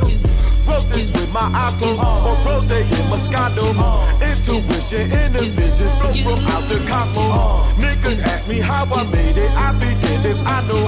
I just went with my soul, and the rest just follow. She's a good girl, fuck that bitch, I'd rather deal without her. Say no to CashApp, I ain't tricking, bitch, you must be psycho. But I'm prone to lie though, just don't tell all my bros. I roll gelato in the Bronto, so I got the sky clothes. Damn, it's raining, grab my cane and pass my Prada poncho. The boots was leather with the tattoos, those the Randy Machos. Goggles, Ferragamo, condos big as Costco. I popped the rhino, then she swallowed like it's Mr. Sacco. Mirror, mirror, who's the illest? Please don't tell me I know. Mirror, mirror, who's the realest? Wait, don't tell me I know. Mirror, mirror, who's the rarest? Please don't tell me I know. Modern life like Rocco, but I still pray to Shango. Mirror, mirror, who's the illest? Please don't tell me I know. Mirror, mirror, who's the realest? Wait, don't tell me I know. Mirror, mirror, who's the rarest? Please don't tell me I know. I devour my goals, and that's word to Gaucho. Rebel, outlaw, reckless, vato, ghetto, desperado. Aim the Draco, eating tacos, take your breath like tight clothes. Adjacent to Van Gogh, I'm chasing my shadow. The pain is the shackle, embrace it for battle. In the gym for 7 weeks, I feel like Boris Kojo. I mean Cujo with a new hoe, sober watching Kuso. With my old hoe, I forgot I fuck my hoes in duos. Popo throws in 2 hoes, loopholes Albert Pujols. That piece of coupon for designer, Gucci coat was 2-tone. School old Parasuco, shoot like Tony Kukoc. Pajama Samson, no Delilah, put that on my tombstone. Mirror, mirror, who's the illest? Please don't tell me I know. Mirror, mirror, who's the realest? Wait, don't tell me I know. Mirror, mirror, who's the rarest? Please don't tell me I know. I devour my goals, and that's word to Gauchos.